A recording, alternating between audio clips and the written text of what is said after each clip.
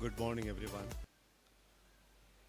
This is the second day of the Confest 2023 Conclave. We had some very interesting sessions yesterday, very informative and imaginative sessions, I should say. On behalf of the construction philosophy, fraternity and family, we welcome Padma Vibhushan Dr. E. Sridharan sir to our midst. And we also welcome all the other dignitaries to this. Chiriyan Varki sir, Anil Joseph sir, and many others are here. Apart from Prakash sir and others, Surya Prakash, all of you, you are all welcome once again to this small but what we consider to be a significant initiative in taking understanding of the multidimensional challenges before the engineering fraternity in this country to the next level. Our effort with this magazine has been to bring in both the academic as also the lay perspective to the diverse challenges of the engineering fraternity. In that sense, this magazine has been an experiment. And as I said yesterday, when we mentioned the name of this magazine to Sridharan sir, he was fully in endorsement of the idea that construction needs to be driven by philosophy. And we are so grateful to him for having mentored us through the last 3-4 years, including the years of the COVID, when we could do whatever little we could, any small magazine can, to drive younger generation as also practicing professionals through the newer areas of engineering, design, planning, and various other challenges. So we begin the day without much tarrying with a presentation by architect Ankur Modi. In fact, Sridharan sir wanted specifically to listen to him, and I'm sure he would feel privileged to be making his presentation in front of you, sir. So Ankur Modi is General Manager, Architecture Services at Adani Realty Private Limited. He has an excellent career, bringing him over to this podium with all of you. And he has been specializing in sustainable construction practices over the last many years. So he did his sustainable tall building design at the School of Design, Nottingham University, UK. And he has been, even after joining Adani Realty, he has been pursuing his academics with as much seriousness as he was pursuing his professional career. He's a member of the Council of Architecture, associate member of the Indian Institute of Architects and Institute of Urban Designers. He is also a registered member of the Council on Tall Buildings and Urban Habitat Chicago. And Ankur has been giving lectures, presentations in different parts of the world, and he has been publishing his articles in Architects Journal in UK and CTB UH.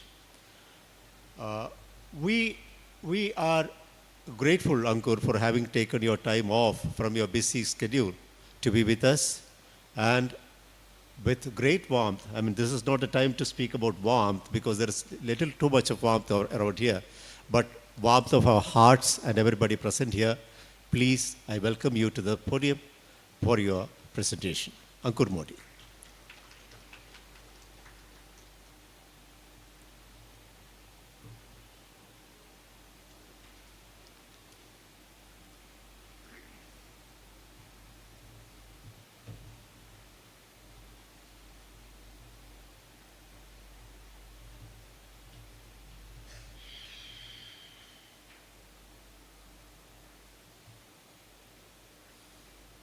Can we have the slides? Yeah. Am I audible to everyone? Yeah? Good. Okay. So a very beautiful morning to everyone. I am very excited to be over here, of course, and it gives me an immense pleasure to be a part of this extraordinary fest and be among the most distinguished guests we have, Shri Padma Shri Padma Bhushan, Mr. Dr. Sridharan sir. Along with, I'm thankful to the Confest team itself. It has been an enormous effort to put the things together. Let me begin my presentation today. I am going to present on urban design. Urban design, of course, it's clearly, the duration given to me of half an hour for this particular topic is not enough because it's a very vast topic. But I will try with all my humility, I'll try to encapsulate and make it more crisp for you. My whole intention over here to come on this podium and inspire the generation to come. Let's begin with something by asking to the audience over here what they understand as an urban design. If anybody would like to speak about it, they are most welcome. But I would like to hear from the team if they understand what actual urban design is. Anybody? Okay. All right, no problem. Let me start.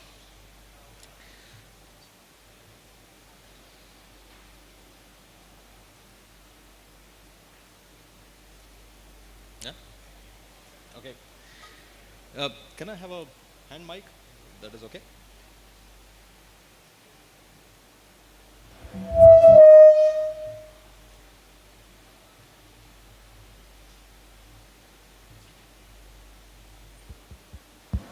Yeah, hello? Yeah, that's better.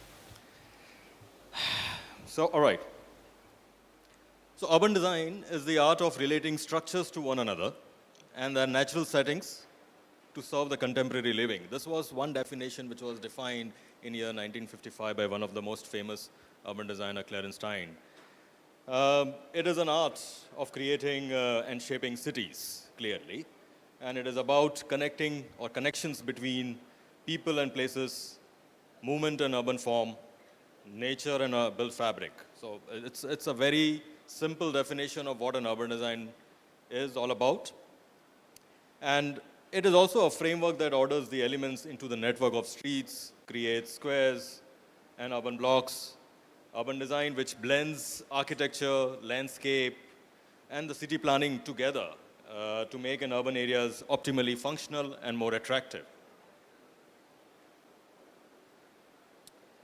Well, I can summarize the definition of urban design in one single slide. And primarily, the urban design actually talks about the tools and the principles. So what are the tools of urban design? The basic tools of urban design talks about buildings, public spaces, streets, transport, landscape.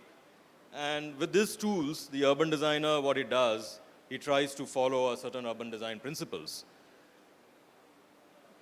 Which are those urban design principles? The urban design principles is to ensure that any particular city has to be a walkable city, very well connected. It has to have a mixed use density. It has to have a mixed housing schemes, making it a very rejuvenated quality of life, sustainable, green transports, and many others. So quality of life is the whole intention to ensure that how the overall urbanism is brought together with the tools as I mentioned over here in the public spaces and the transport areas. But in order to go deeper, it is imperative for us to actually understand the inception of why and how the urban design with all its tools and principles should be determined or should be used to make the future cities for us. Before I get into the depths in terms of why it is required, it is important for us to understand that where we are heading towards with all our policy guidelines in the prevailing urban form and the prevailing structure, what we are using it to design our cities. Well, let me begin by speaking about innovations in urban design. Okay, so I will try my best to kind of give a definition to the innovations. Normally, whenever I travel, I have a habit of sketching. So, this is one sketch which is very close to my heart, and it kind of describes everything for me when I look at a city. For me, a city is more like a hub and spoke sort of a configuration. There are various hubs in the city. The hub could be an institution, a hub could be a commercial development, a hub could be a government body or an administrative block, or maybe a railway station or an airport. And then it is very well connected with the infrastructure of road connectivity, utilities, etc. And they are all intertwining between each other, creating a lot of dynamics in the city. So this was one sketch. I just thought I'll put it on the slide, which I kind of look at any city where I travel. Well, let's begin by speaking about how the overall city grows. And let us step back a little and take a wider perspective to it. The word city indisputably actually defines the center of gravity. You know, it kind of attracts and grows. So they are like magnetic fields, as I mentioned. The area over which they exert their pull can vary according to the composition, qualitative differences of its components, attitudes, power functions within the national context, property value, etc. The various elements coming together create the cities and make the cities grow by itself. The push and pull factors, of course, could be the search of employment, the search of a new life for the people to come in and gather in and make the cities grow and grow and grow. This kind of creates an edgelessness to the city many a times. And there is a huge proliferation of the city going on as we are talking right now. I don't want to get into the dynamics of migration and what number of people kind of come to the cities every minute in the world. But let's begin by talking about what creates a mega city itself. So if I have to show certain images, these images are very popular. Everybody knows about how populous the city of Tokyo is.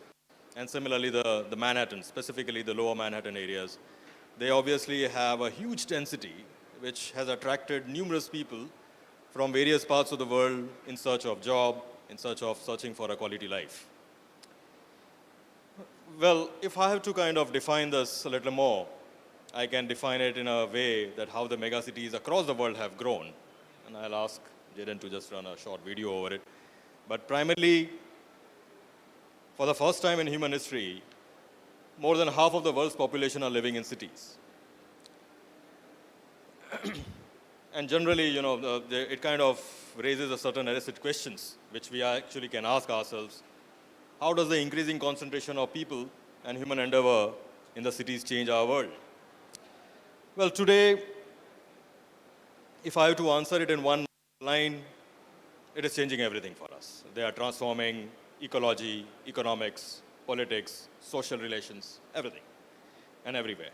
Better or for worse, whatever you call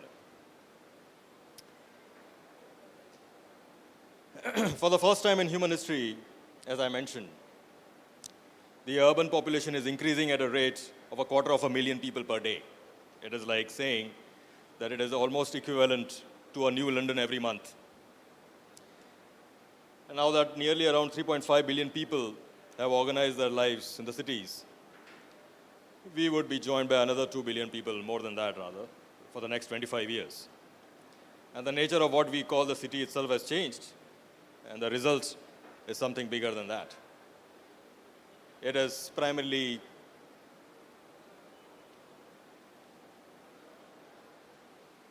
creating a planet of cities, which is a single, cohesive, comprehensive, and a complex, connected, but a very unstable urban system.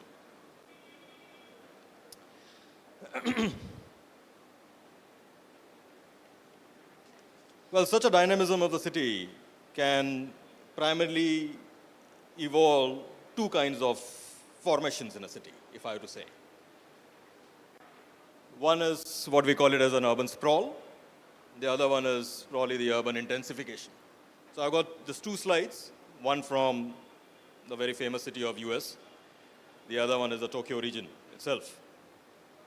The sprawl, if I have to explain a little briefly, is primarily the spread of a condition where the urban centers kind of grow at a rapid pace, and the result is what you see as an image on the top. It has got vast landscapes of these low density housing, low density development. And this, primarily the reason of this development is because of the high speculation of land costs, high rate values at the downtown areas itself. So what the government decided is, the land is available to you, keep spreading across. And that's what the urban sprawl turns out to be. Well, of course, one of the major shortcomings of this particular development is the nature of growth itself. What it does, it kind of leads to a growing dependencies on cars, long commutes, increasing the greenhouse gas emissions at an unacceptable level, of course. And then it also increases the infrastructure load, which results into a wastage of resources, a very inefficient supplies, etc. So clearly it is not the way forward for any particular city to grow. On the other hand, of course, there is an urban intensification, but I'll come to that in a short while.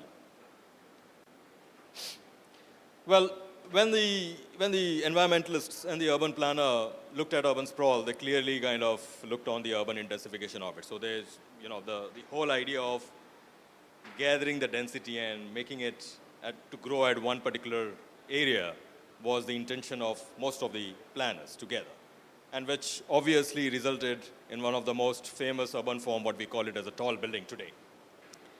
The tall buildings obviously grew at a very, very rapid pace. And they grew obviously because of the concern which was drawn from the above reasoning. But what happened in terms of the growing concerns?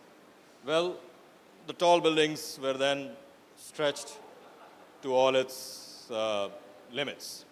This is one more slide which kind of supports the previous argument in terms of the graph which kind of defines how the resources were kind of determined, and the sustainability is clearly compromised. Especially when you see the yellow dots on the top, it talks about how the transport-related energy consumptions per year increases as the sprawl increases, versus the cities like Hong Kong, Singapore, etc., which further, of course, fosters the definition of why we should go tall in most of the cities.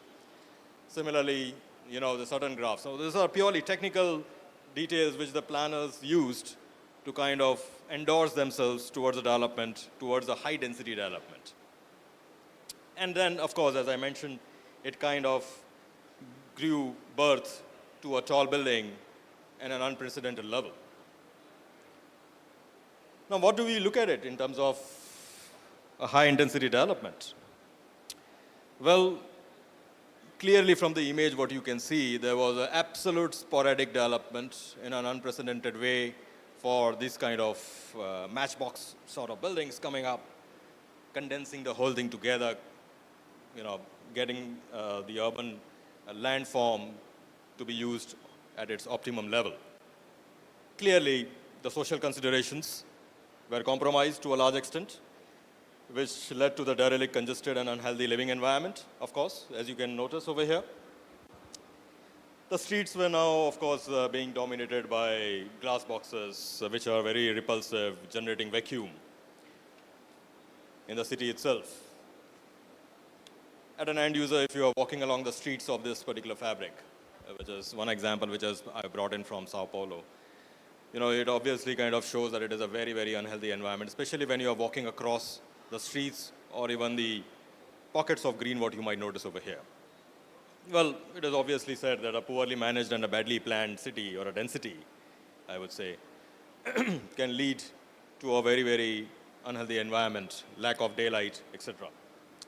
This obviously has been extensively researched many times by the urban scientists. So obviously, we need to question ourselves in terms of what we are looking at. This is one very famous image from Chicago, which talks about what happened in terms of the increased density. You are absolutely in a derelict place where there is absolute zero light coming in, no livable conditions, and the city itself was converted into more like a machine where you are living. Okay, let me step back a little more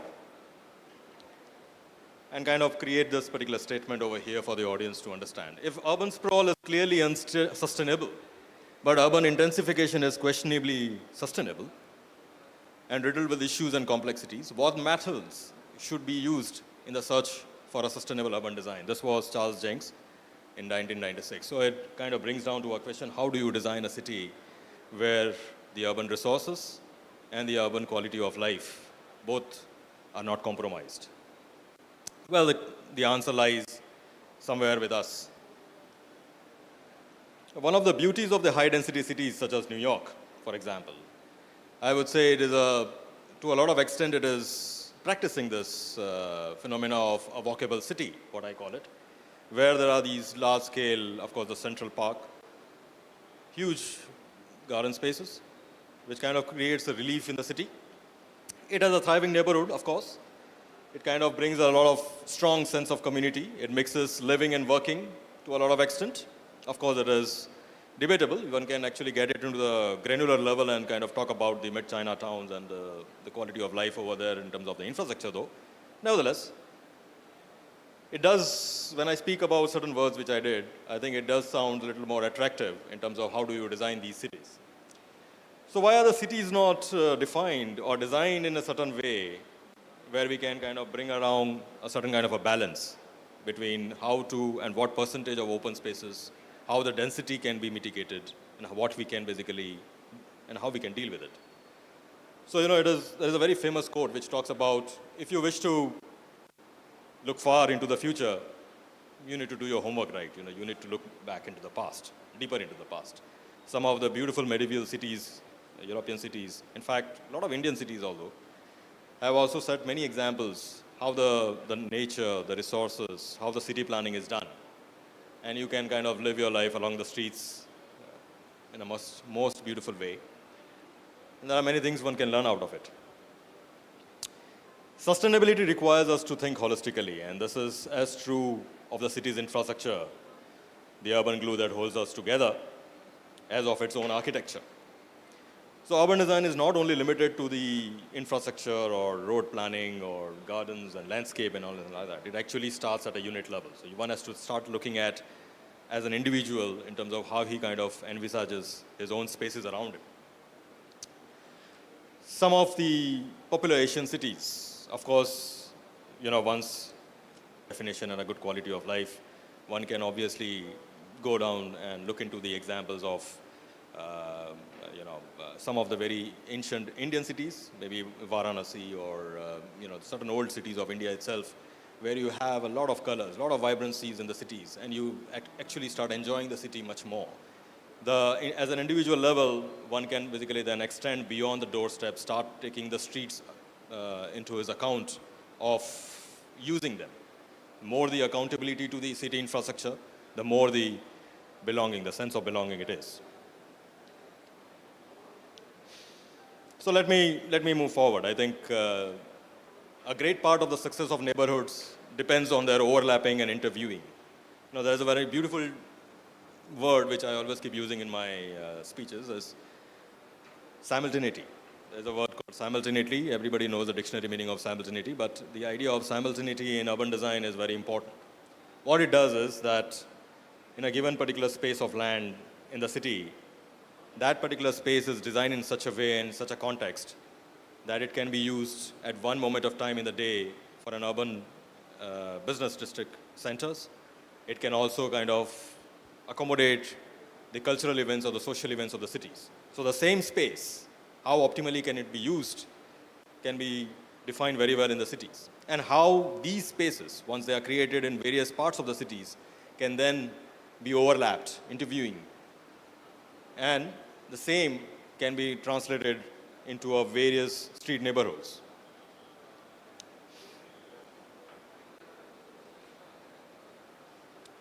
Well, I already spoke about how the density can kind of play a very vital role in terms of increasing the value of the city. So these were some of the graphs which I had put together. As the land value increases with the increased development of capacity is what has been kind of described in this particular graph. The construction cost per unit decreases while you basically go with the increased density. This particular graph or this particular slide is primarily to define why the density is important. But it is also important, as I mentioned, to have a compact configuration. When we have a definition of having live, work, and leisure, if I were to kind of define our overall lifestyle. These are the three parameters which we do normally in our daily routine. And if we try to bring them together, it is very, very important that how, once the high density is created, how we can actually create a little more livable place. So the urban density and the mixed use are the key factors in determining the sustainability of the precinct of the neighborhood as we know it.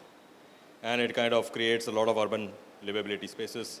Mixed use neighborhoods are also more likely to offer the employment locally, as I mentioned.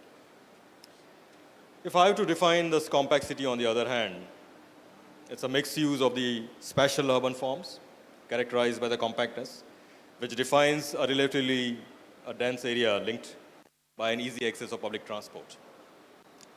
Conventionally, the emerging network business districts, if I have to mention, where you have a central business district and then you have got these kind of development. That's the most traditional way, and most of the American cities are kind of designed on that format. But the networked urban district is what we are looking at right now. So that is what we are looking at in terms of the urban solution and what we will be reaching to in forms of compact city definition. Today, most of the experts, they agree that the compact city living is a sustainable living. The cities like Portland, Oregon have successfully established a growth boundary that can curb the sprawl. So there are a few examples which one can basically look into in terms of theory, and they can study those cities together in detail. And there are plenty of evidences that more compact cities with higher densities can encourage the use of public transport also and an optimum use of urban infrastructure. These are a few of the slides which I also use it as my own tools to kind of define neighborhood planning. So this is one diagram which I had picked up from a book called Shaping Neighborhoods by H. Barton.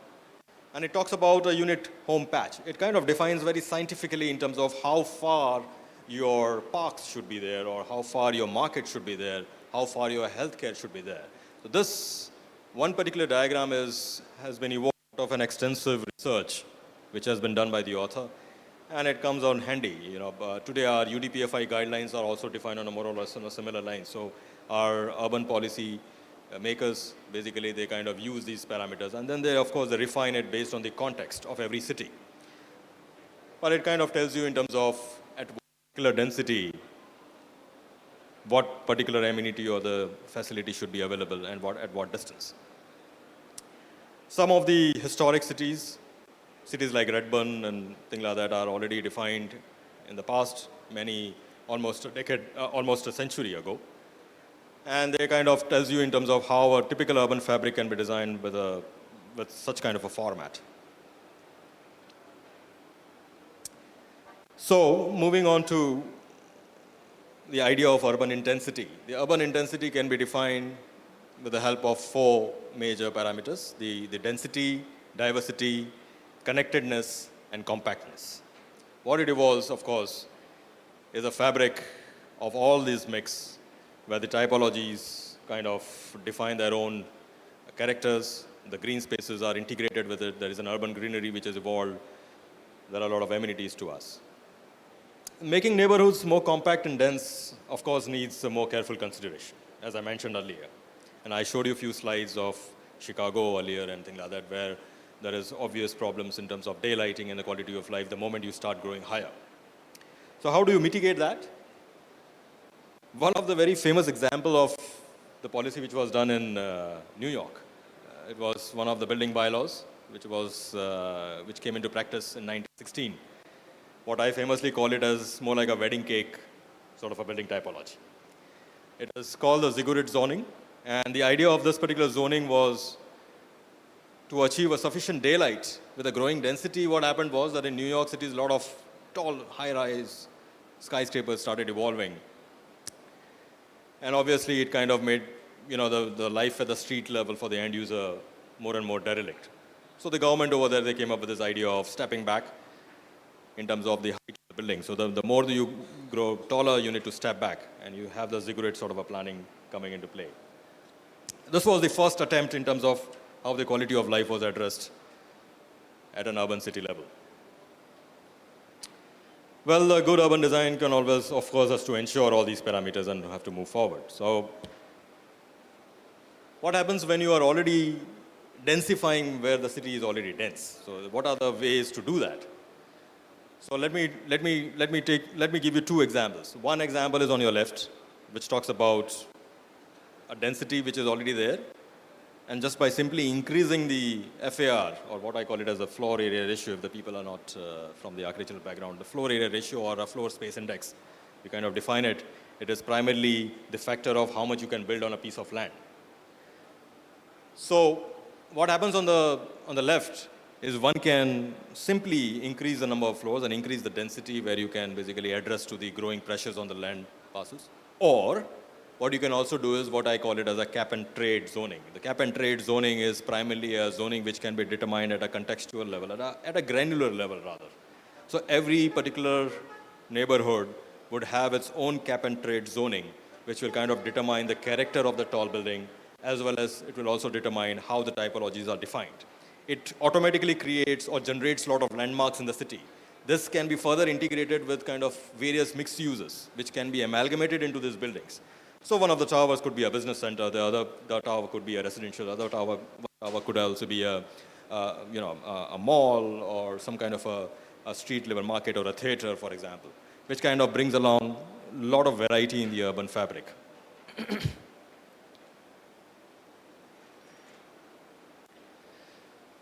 So a high quality urban design can, of course, elevate a negative perception of density at the metropolitan scale, of course. So, if you have to create a city which kind of comes along with a cap and trade zoning, it kind of creates a beautiful imagery of the city if you look at it from a broader perspective, as well as at a granular level.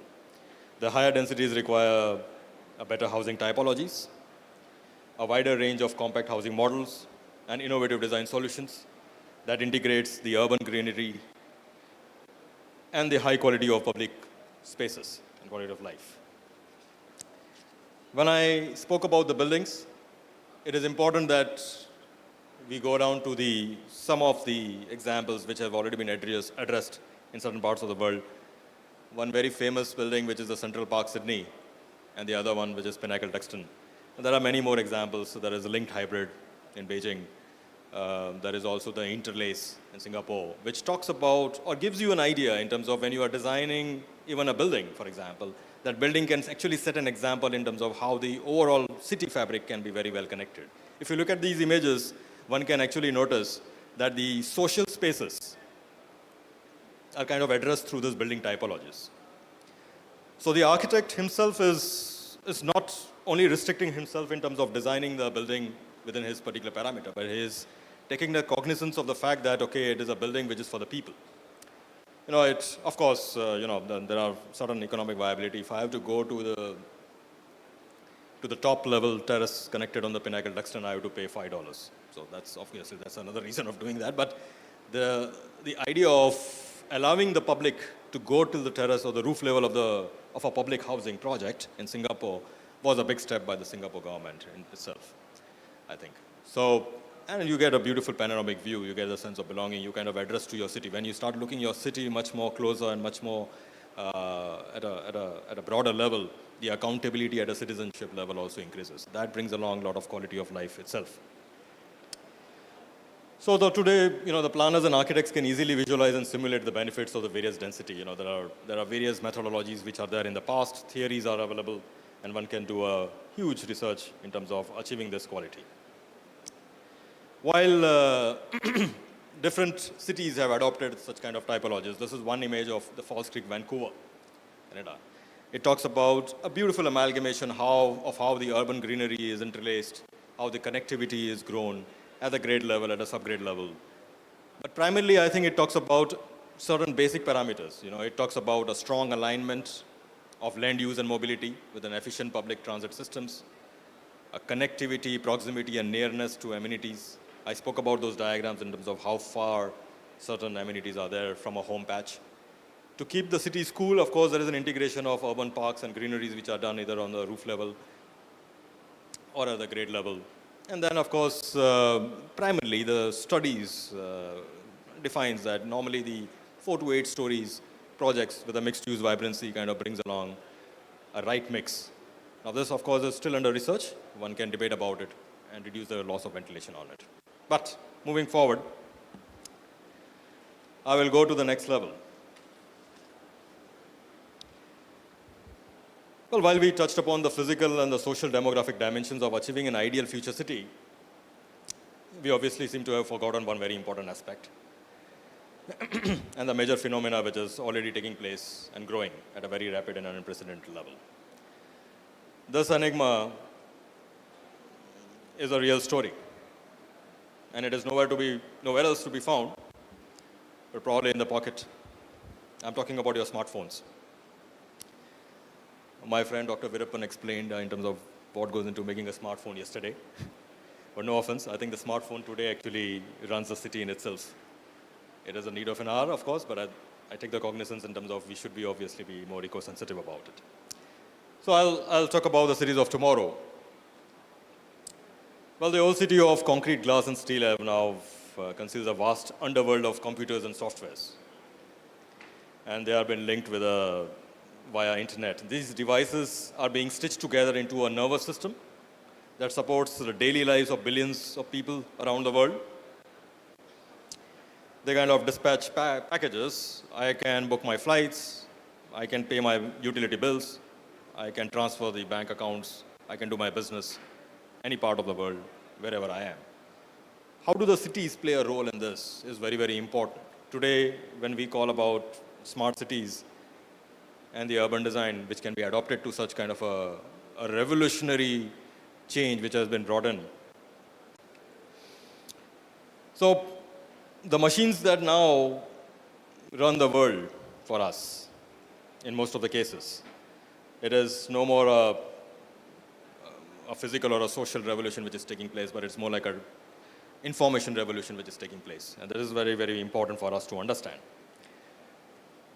So not since the laying of the water mains and the sewage pipes or the subway tracks or the telephone lines, etc., were being done physically, but now also they have been controlled by this kind of internet-linked utilities. This digital upgrade to our built legacy is obviously giving rise to more and more smart cities across the world. Some of the major giants, or the technological giants, I would say, companies like IBM or Cisco, they have already kind of have tied up with many governments across the world who kind of help the governments to kind of run their utilities in a much more optimum way. They have a huge control center where they monitor it. It's like creating an ATC across the government works. It kind of checks all the utilities. It checks all the leakages, plugs it on. It controls the flow of it. It controls the resources, as I mentioned. And obviously, everything is managed. And imagine a city which is managed so well, so pretty. Well, of course, the future is here and coming. Century of the urbanization is the humanity's last attempt to have our cake to eat to it. It is actually very, very important that how you adopt to this particular growing technology. One can, there's a very famous slide from one of my favorite movie called Iron Man, because I always felt that this was one of the movie which actually showed how a smart city can be controlled at an individual level finally, and this probably is coming very fast to us. Well, the time will judge of a certain audacious promises what we do to ourselves. But you don't have to take it sitting down, because this is not an industrial revolution, as I mentioned, it is an information revolution. And you are no longer just a cog in the vast machine, but you are a part of the mind of the smart city itself, and gives you that power to shape the future.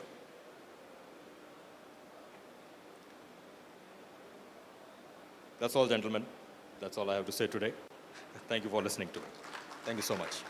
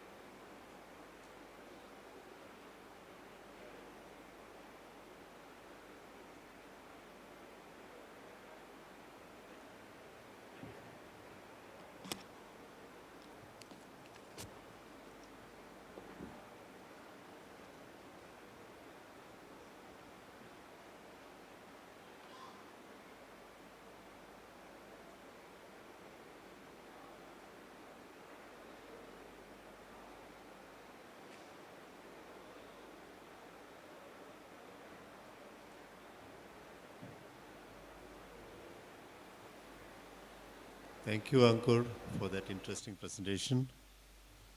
Now we move on to the event of the day, the annual construction philosophy lecture, which we are launching this year with the only person we could choose for the job, Dr. E. Sridharan. I wouldn't dare to introduce him. Introductions are about familiarity because people are known in their different spheres of activity. But when a composite audience meets in a place like this, it becomes necessary for us to go through the CVs and bios and all that, and achievements and all that. But there are some among us who don't need an introduction. We, as I said earlier, we are grateful, we are privileged, and we think we think it's a matter of pride for construction philosophy family that we have with us today such an eminent son of India, Padma Vibhushan, Dr. E. Sridharan. You can just do a little bit of flashback in your mind about the Konkan Railway, about the Delhi Metro, about the Pamban Bridge, and our very own iconic Kochi Metro, which has changed the face of the city. And the kind of example that Sridharan sir has set for each one of us in our personal lives, as professionals, as students, as people who work for the larger society. And I think that example is the most important part of this man. And if I am asked to count on my fingers the number of people whom I would rate as the true sons of India, I would without a doubt rate him as the first person. Thank you very much for having come here, and with great sense of warmth and love and affection and respect, may I, on behalf of everybody gathered here, invite you to deliver the CV Memorial Lecture. Thank you, sir. Please.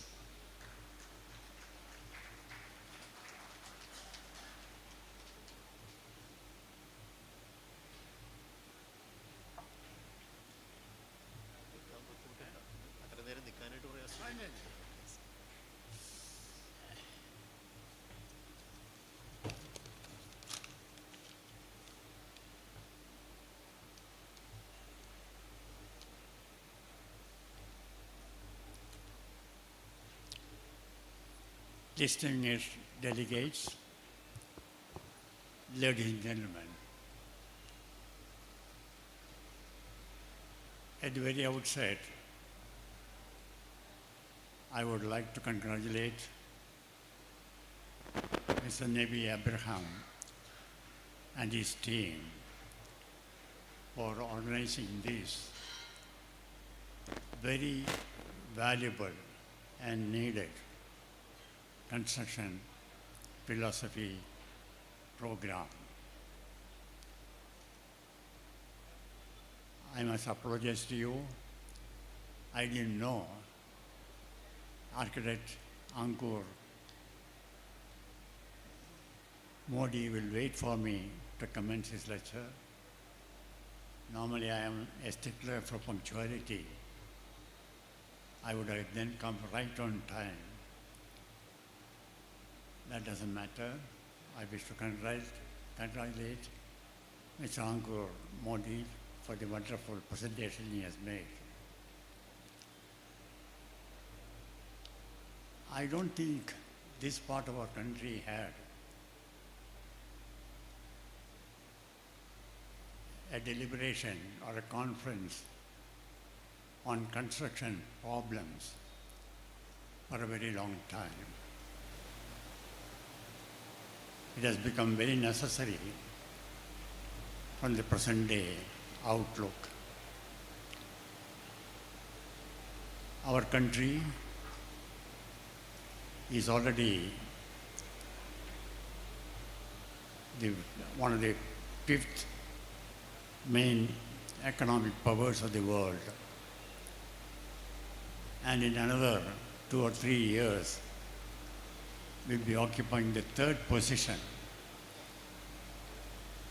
And driving the economy of any nation or a country means a large number of infrastructure projects. And there, the construction industry comes into the picture. I have been associated with the construction industry almost from very young age of my career. In fact, for the last 68 years, I had the good fortune to handle very many important infrastructure projects for the country, and I learned a lot of things, the needs of the industry, the mistakes the industry makes, how the industry can be brought up to the international level standards. And these are the few things I would like to share with you today.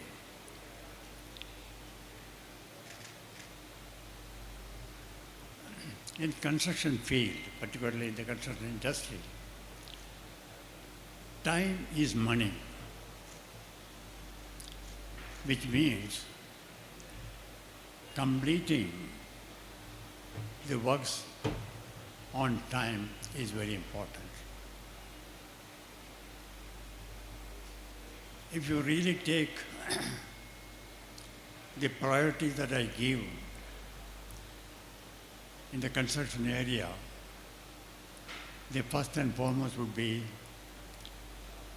safety at the construction site.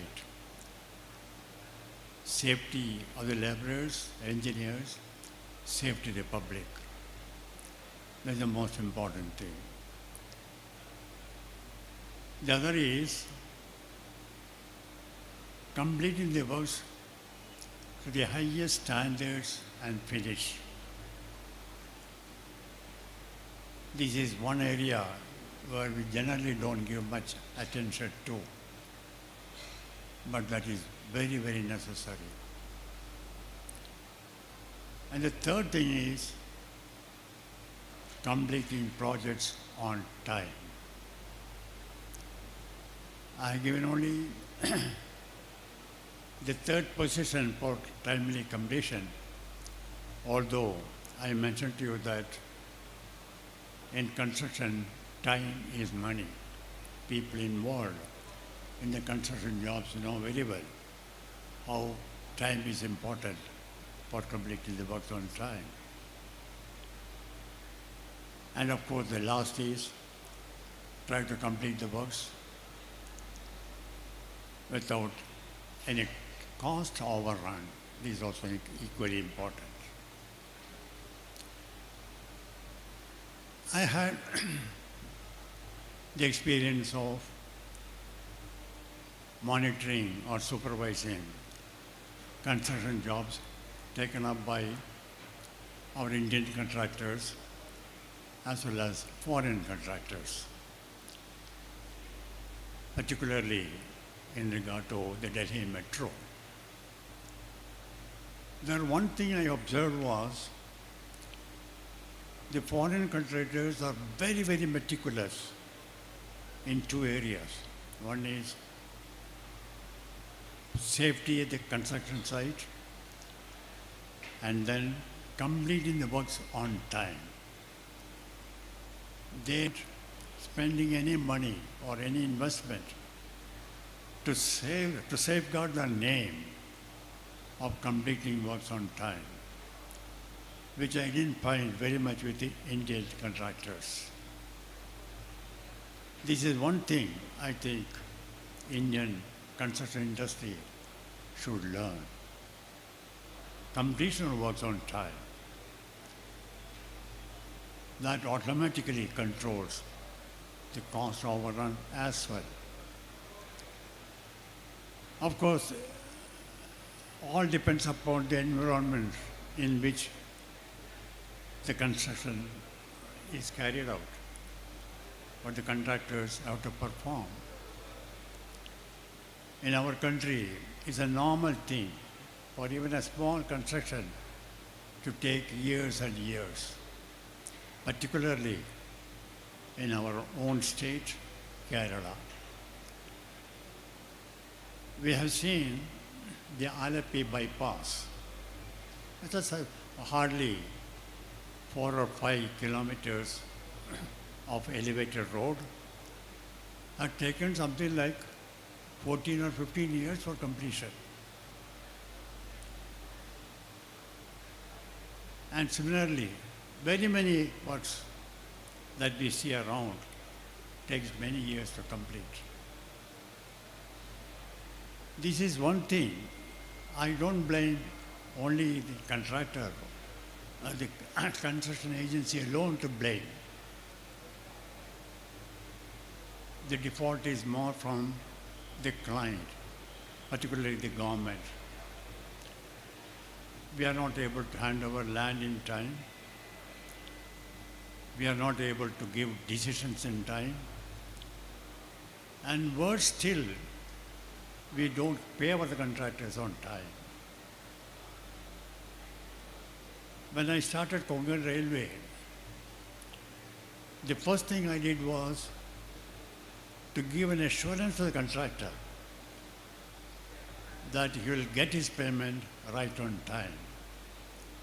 That is how we introduce a system by which if a contractor submits his bill, 80% of the bill amount will be paid to him in 48 hours,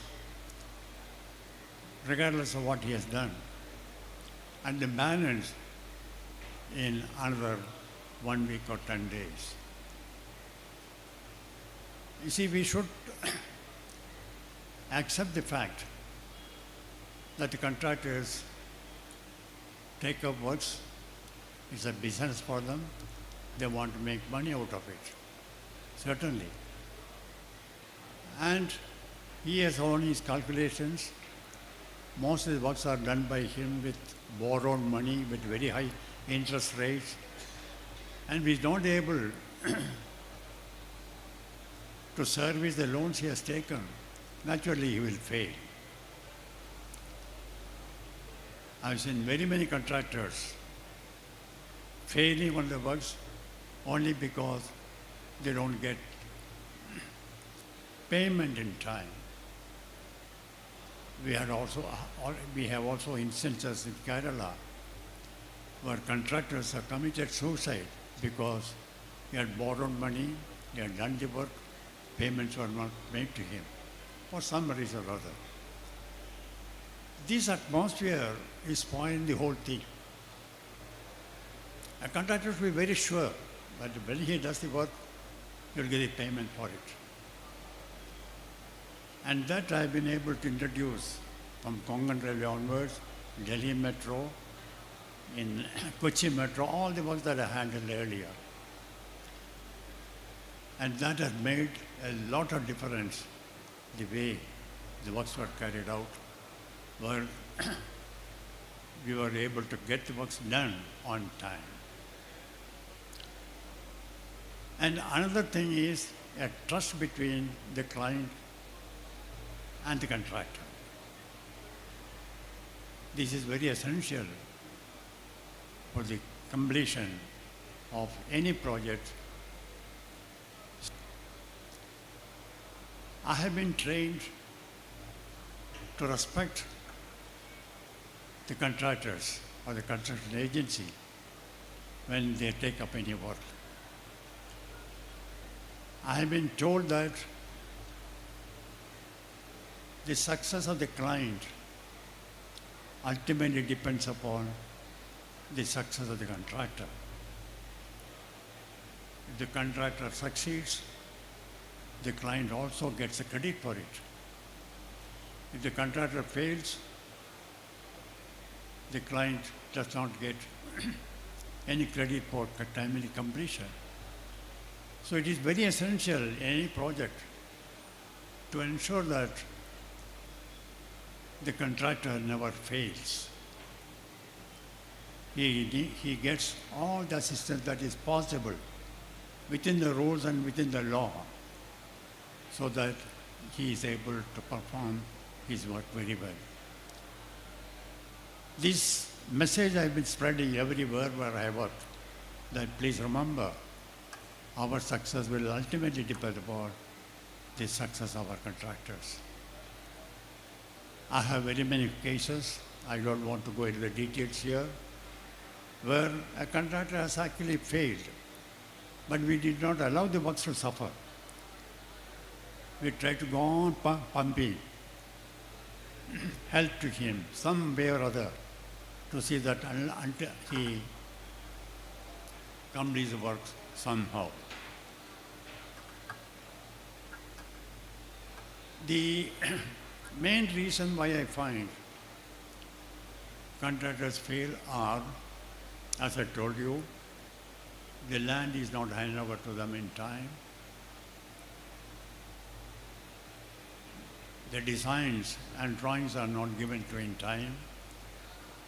When there is a problem, decisions are not given in time. This depends upon, certainly on the client, to ensure that the contractor does not face any of these problems on the field. I am only detailing out how we can bring up our construction industry so that the challenges that the country will face in reaching a 10 trillion economy, we have the construction industry to cope up with this. This is very, very essential. My own personal experience is our construction industry has not come up to the level that we need, the country needs. We have got only a handful of contractors who can be fully counted upon, finish their works on time. That is not enough. Everyone who takes up the work should be able to complete the jobs on time, safely, and with the highest quality of work. That we have to ensure. How do we do it? It is only because by giving the required help to the contractor in time.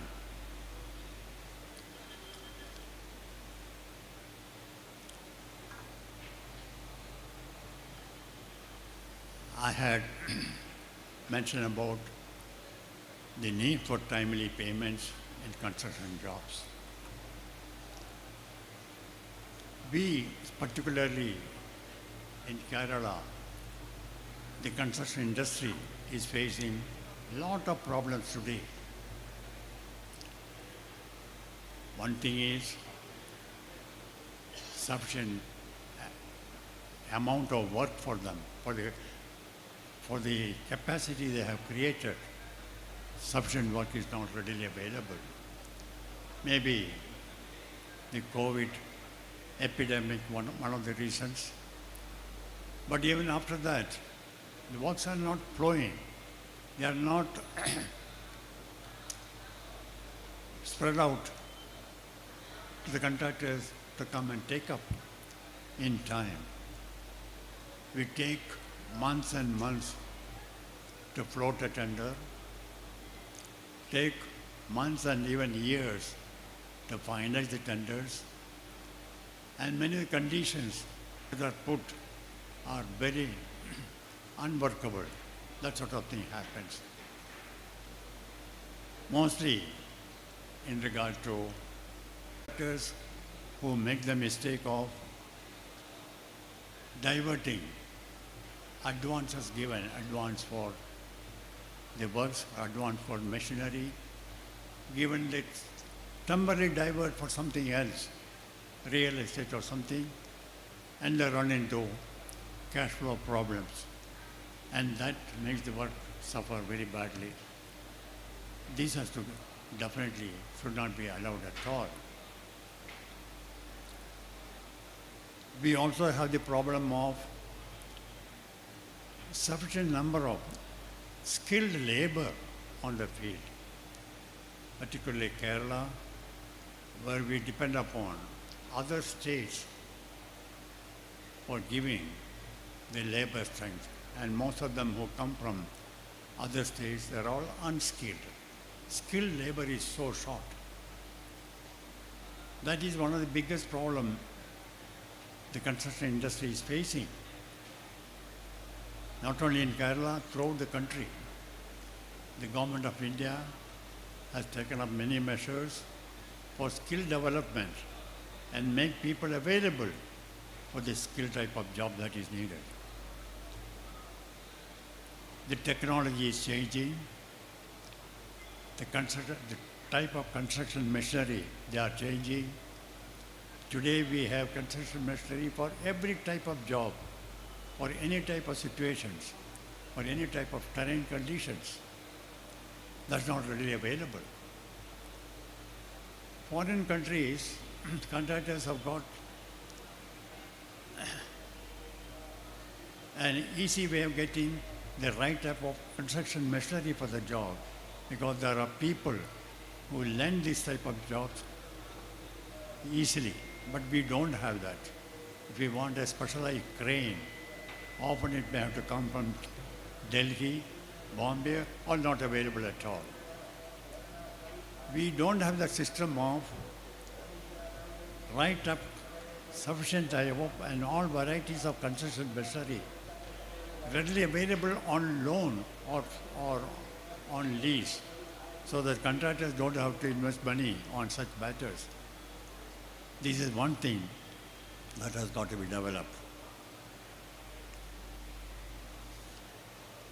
I had mentioned about the importance of insisting on high quality of work at site. This also does not happen.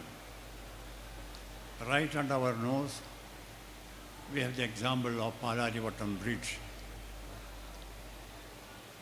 I don't like to go into the details why the bridge failed and how it was ultimately restored. But we have not learned any lesson from such failures. That is the most disappointing situation. When Palarivattam Bridge failed, the hurry for the government was to find out who went wrong, get him arrested or get him suspended. They never bothered to appoint a high-level technical team to find out what has really gone wrong, so that this does not get repeated again. Even today, I don't think anybody has come across. I'm fully aware what had gone wrong in Palarivattam Bridge. Now, ladies and gentlemen, this is all happening in our country mainly because we don't have a statutory body to monitor engineering education, engineering practices. Most of the other bodies have got some statutory cover, like doctors, architects, even company secretaries, chartered accountants. They all have got a statutory body which controls the profession, which is able to monitor everything. But engineers is the biggest body in the country. We don't have a statutory authority which can make an engineer responsible. We all think that getting a degree from a college or a diploma from a polytechnic is good enough. This is not accepted in other countries. They must have their academic qualification, they must have their practical experience, but they must again pass through the tests prescribed by the statutory body, which is not happening. That is why you find a large number of accidents occurring at our work sites.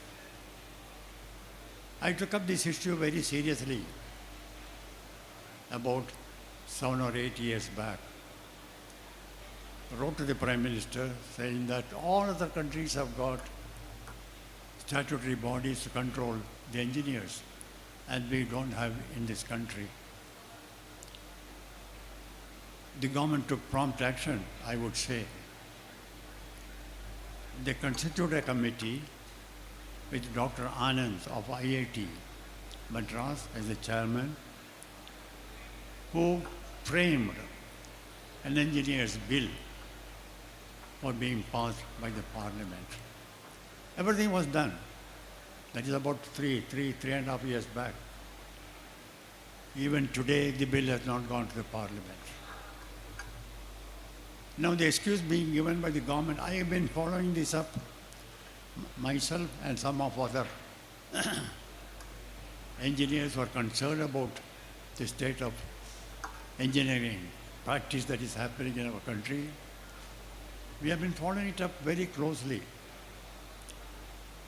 Earlier we were told that next session of the parliament, the bill will go and get passed. It didn't happen. It is at that time the national education policy came out. And now they are saying that under the national education policy, there is going to be a vertical sector which will discharge the functions of a statutory body. I have no faith in this. It is not going to happen. So we are again taking up with the Prime Minister at the highest level that we must have a statutory body with the country's engineering practice, engineering standards, engineering education. They are all brought to the international level. Today, the engineering status of engineering education is so poor. We are all very proud of our IITs and NITs, and rightly so. But I must remind you, what our IITs are famous of, not because of the type of education or type of teaching that is being given to the boys. It is only because the way the students are selected for the IITs. The best talents in the country only are able to enter the IIT. Naturally, they will do well, whatever be the type of education given. That is how IIT boys have got this sort of reputation. I feel there is a lot to be made up, even IIT type of education. And Kerala is a very, very disappointing state of affairs, the type of education given for the engineering students. For one thing, thank you.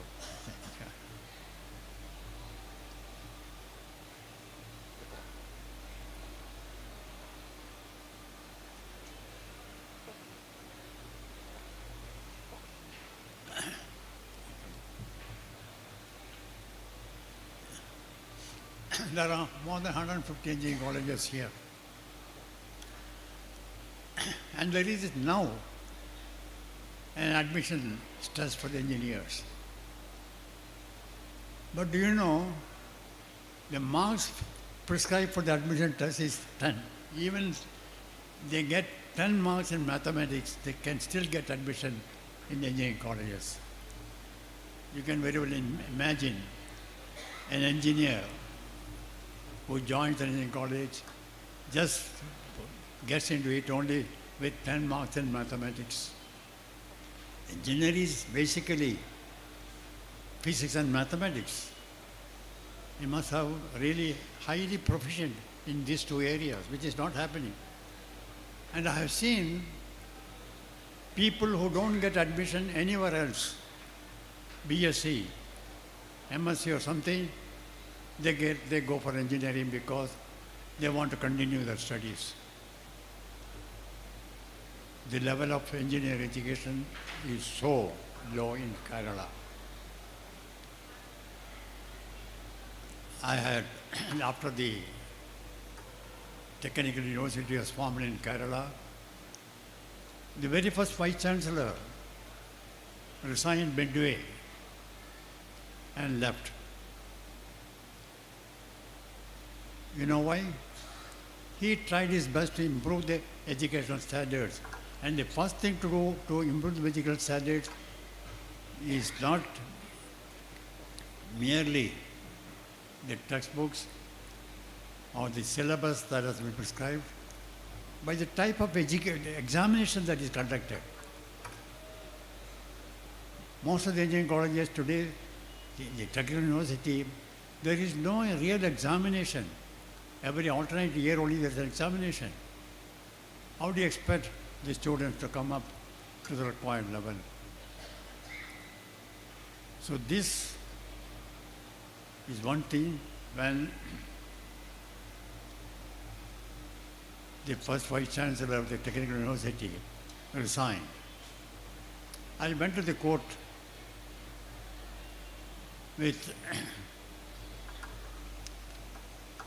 a PIL, Public Instruction Litigation, saying that the standard of education in Kerala is so poor, government is not allowing the Vice Chancellor to improve the standard, therefore it is left and gone away. Something has got to be done. Do you know what did the government did? They gave a submission to the court. Yes, we are aware of it. Within 1 year, we will see that the whole thing is completely re-looked into and will improve the standard. Nothing has happened.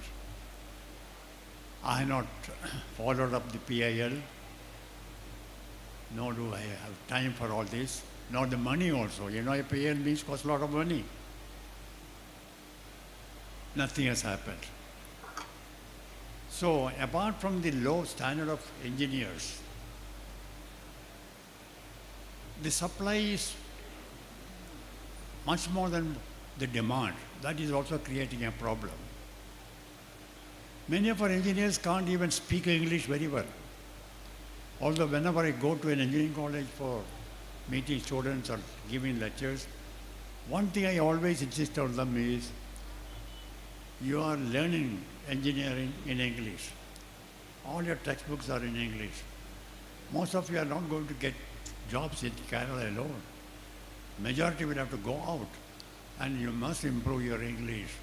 You must have good communication skill, which is missing here.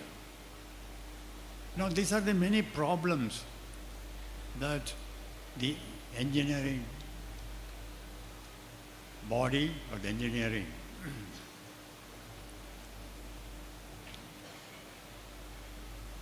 persons, engineers in this country face. Something has got to be done for all these things.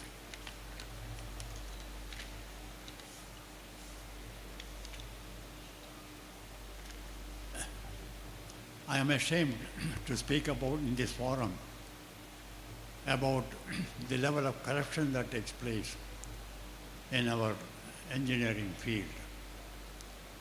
You ask any honest contractor how much he has to suffer because he has to spend such a lot of money for items which are not concerned with their work, particularly in our local bodies, municipalities and panchayats. Any contract given, it is 30 to 40% of the value of the contract he has to set aside for bribing people. And the balance work, he is not able to do it. We all talk about corruption only with politicians and other people. And this is a thing that is taking place not because the contractor wants it,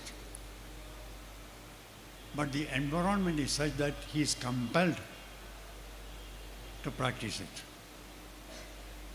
And all this will not come if there is a statutory body in the country to safeguard the engineering industry and the engineering fraternity.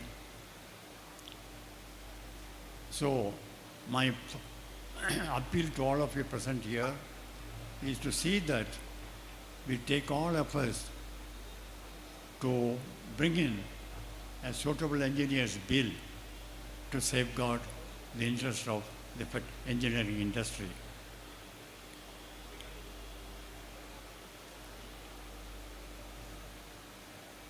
My own request to all the contractors is, when you take up the work, be very serious about completing on time. You can make any profit, we don't mind, but that profit should be made in a dharmic way, in a righteous way, not through any other means. Our scriptures say that any wealth that we create should be only through dharmic methods, dharmic ways, which is through real righteous ways. And that is very important.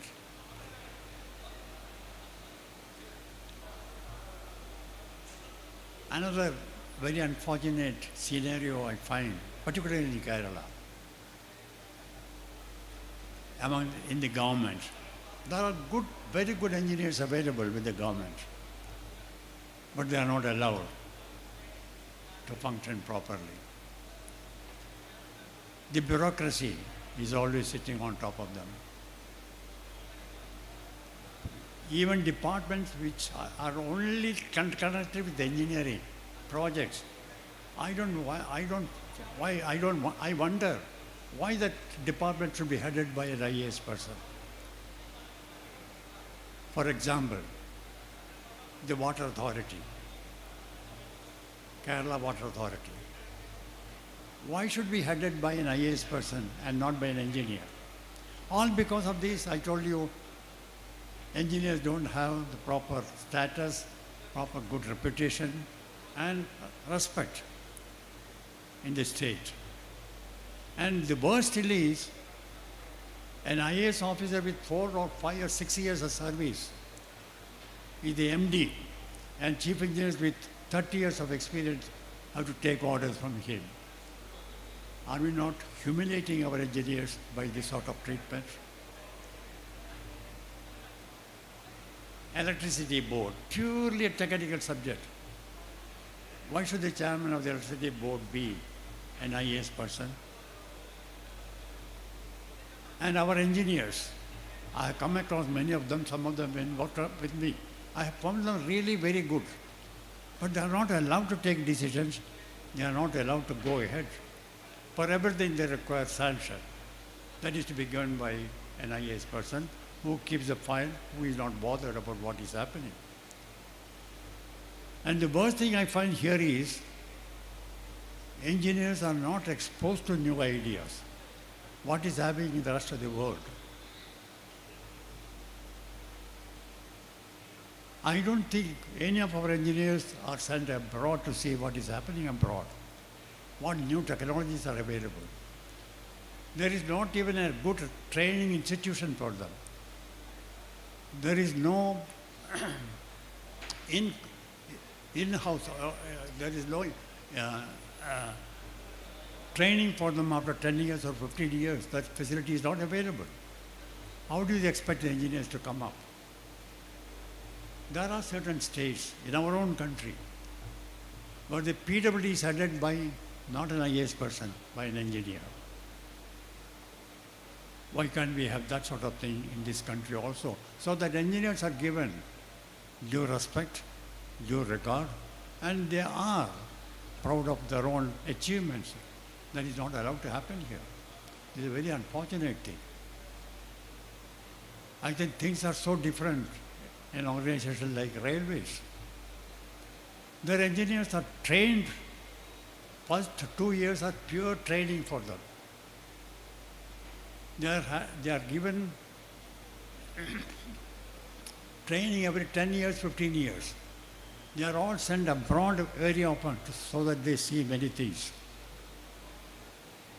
I recall my own experience when I was just a deputy chief engineer in the railways. I was working for the Calcutta Metro. At that time, The Tokaido line, the high-speed railway line in Japan, from Tokyo to Osaka, was under construction. And Japan had organized a tunnel seminar. And the railway board decided that since Calcutta Metro also has to be underground, an engineer should be sent to attend the tunnel seminar in Tokyo. And they selected my chief engineer, one Mr. Jayan Roy, to go and attend the seminar for 3 or 4 days. You know what Mr. Jayan Roy did? He said, I have got just 2 years only to retire. Even I go to Tokyo, attend the seminar, and learn something. What is the time for me to contribute to the country? It's a wrong thing to send such a senior man for the training, for the seminar. This is in 19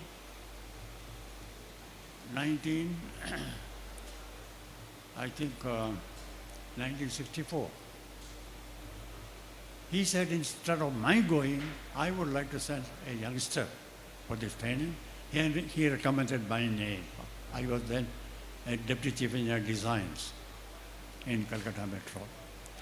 Railway board readily agreed, and I was sent. What I did was, this was a good opportunity for me to see many things. I went there, I attended the tunnel seminar, but stayed on in Tokyo for another 4 or 5 days, getting money from my nephew who was a doctor in America for my stay. Went to the metro offices, metro design office, metro sites, and collected all the drawings. They were all in Japanese, no doubt. Came back to Calcutta. And ladies and gentlemen, if you see the civil structures of Calcutta Metro, they're all designed by me as a Deputy Chief of Designs, only because of the exposure I had in Tokyo at that time. And it doesn't stop there. That type of exposure I had has ultimately resulted in a world-class metro for Delhi, many metros in the country, which ultimately gave me the title of Metro Man of the country. You see, this sort of attitude is totally missing in Kerala. Engineers are not given any exposure, any encouragement, any training, whatever. All this has got to be changed. If we have a statutory body, they will ensure all these things. Every engineer must have a minimum so much of experience. My grandson, who passed out in civil engineering, he wanted to do his MTech in structural engineering, went to America, did his MTech, but he could not practice there. They won't allow him to practice until he passed the authority, the statutory authority clears him for practicing. It took him 2 to 3 years to pass that examination. Then only he is allowed to practice there. That is required if you want to really have world-class engineers in our country. Ladies and gentlemen, I am very happy to be with you and to be part of this construction philosophy workshop that is being organized. I want to thank particularly Mr. Nebo Abraham, who gave me all the assistance to come over here and to be with you on this occasion. I am now coming to almost back end of my professional life. I have stopped all professional activities since last 2 years. I would not have normally come for this, but for Mr. Nebo Abraham's efforts. I only wish engineers present here take at least some inspiration, some lessons from what I have placed before you. Thank you very much.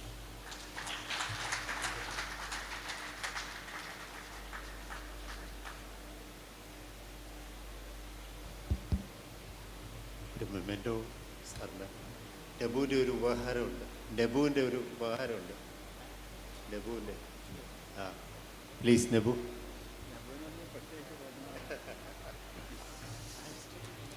Now, I don't know.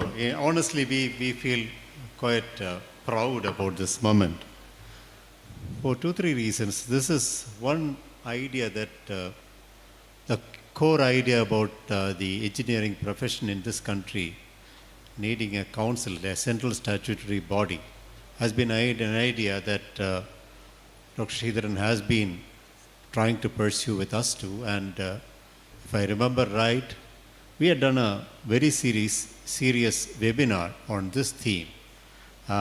Sri Surya Prakash was there. We had done a detailed webinar series on this. But unfortunately, in this country, we find that there is a conflict between the architects and engineers. Apparently, the architect community feels that, an engineer statutory body for the engineers could be something detrimental or something like that, which is a very sad situation, if I might say. I may be wrong there. But I have been talking to Council of Architecture chairman who was with us. He was completely in agreement for the need for a statutory body, if I remember right. So I think that is the spirit. So thank you very much, sir, for flagging that very central point. And Nebu is like a son to Sridharan, sir. So he has always obliged him. So Nebu, and please, I think we should also invite our major association leaders. Yeah. I request all the associate members to please join us. So please, Anil sir, Prakash sir, Surya Prakash sir.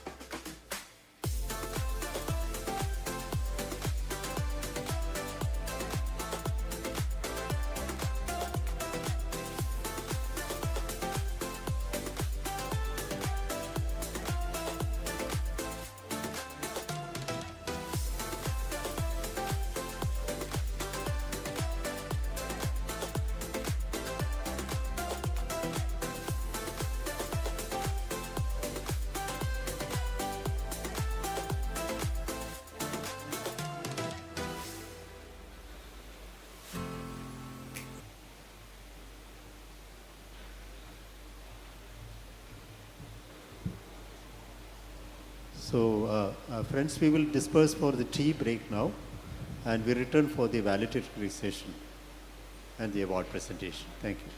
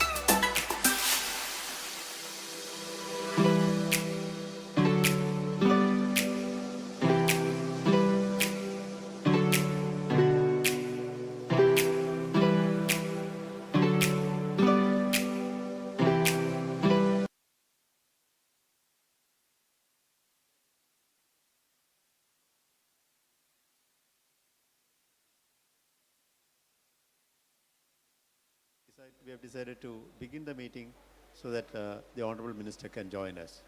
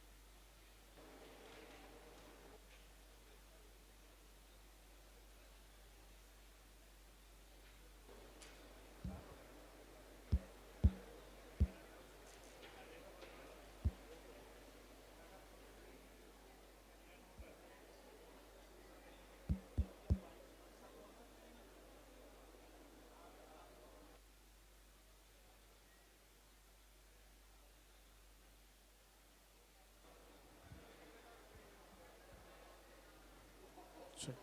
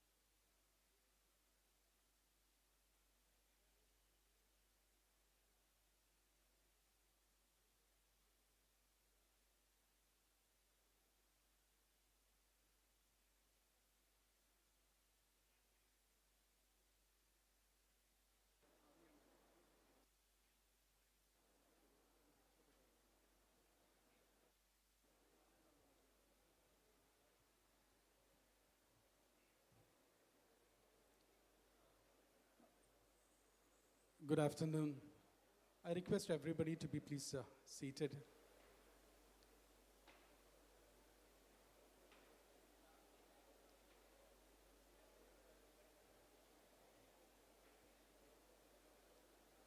Awesome.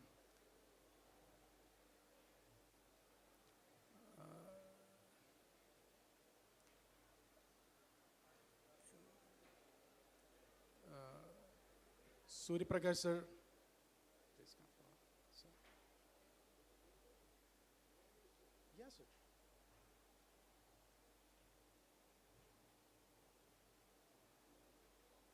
Gauri sir, please.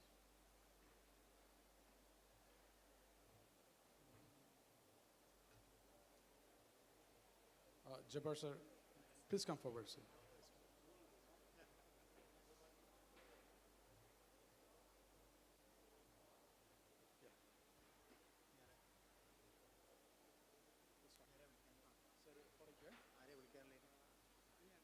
Then you be sit here. Yes.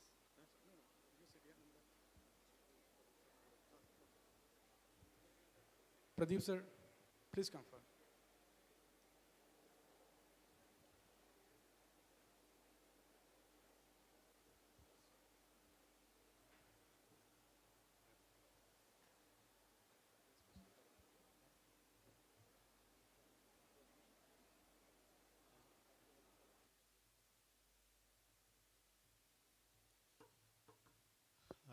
We have come to the final session of this conclave. The expo continues tomorrow as well. We've been waiting for the Honorable Minister to come, but he has pressing engagements, but he's on his way. It's already 1, so we were planning to have it at 12:30. So we have decided to begin our program and wait for the minister to join us.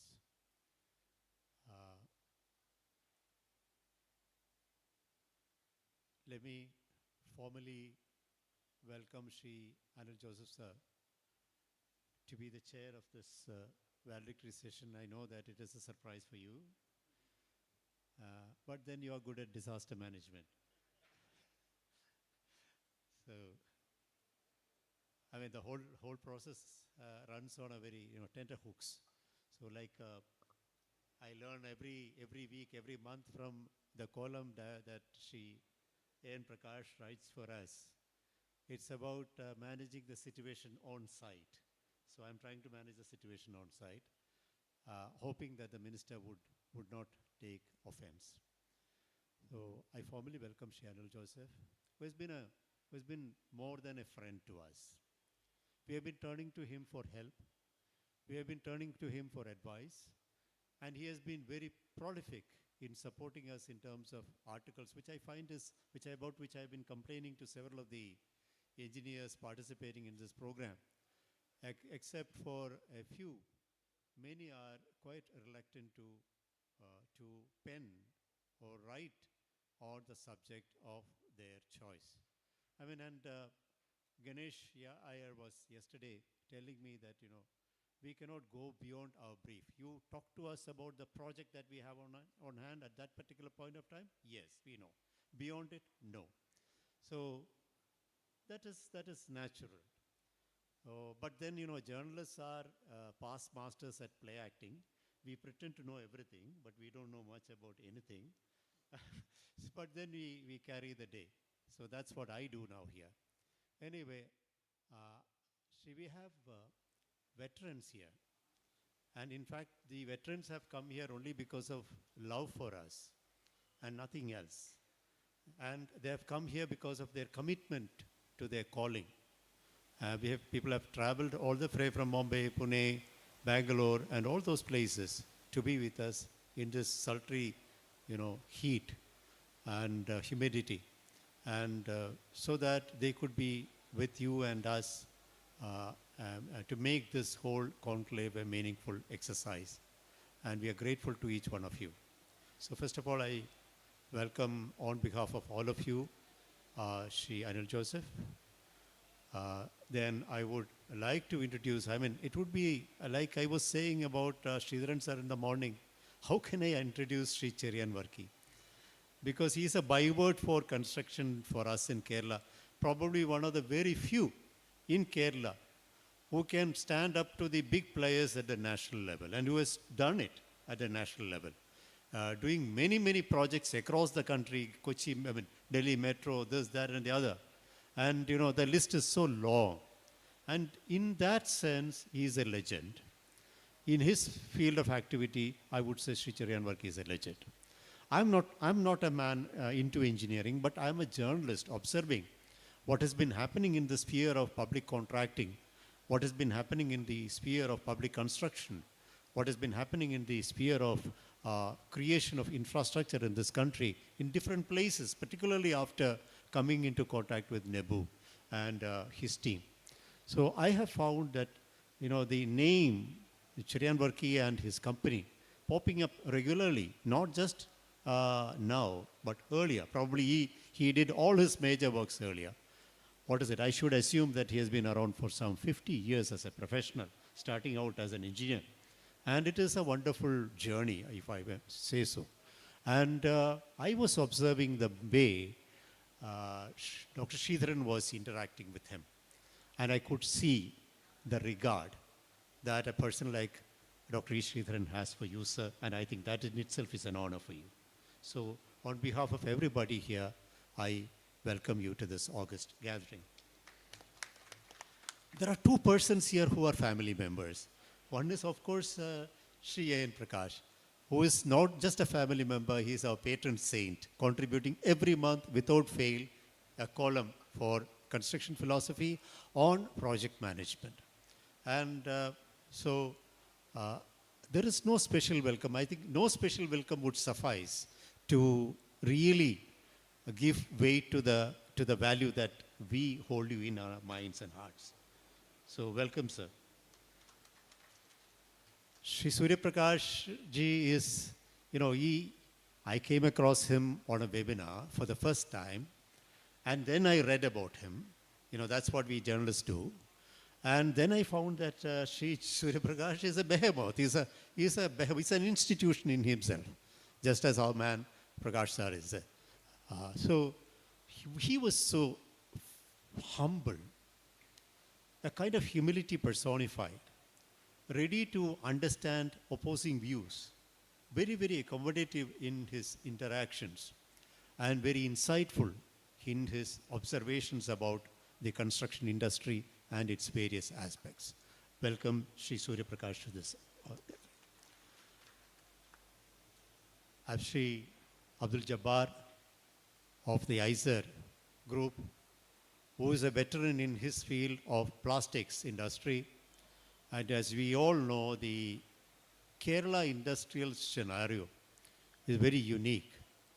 We have been specializing in certain products and projects.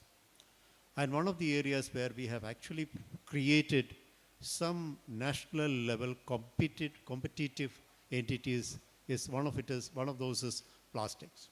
And his company is in the forefront of that competitive space, and he has been associating with us, and we are glad and happy that he is very much with us today. Welcome to this gathering, sir. Shri Pradeep is probably, for me, next to Nebu. I think you are the constant presence in our magazine, because he saw us through the COVID period. He saw us through all these years of struggle for us. We are grateful to you. So I must not, what we normally do when during our college days, when we were political activists, we are asked to continue speaking till the leader comes. So I don't intend to do that. Shri Anil Joseph.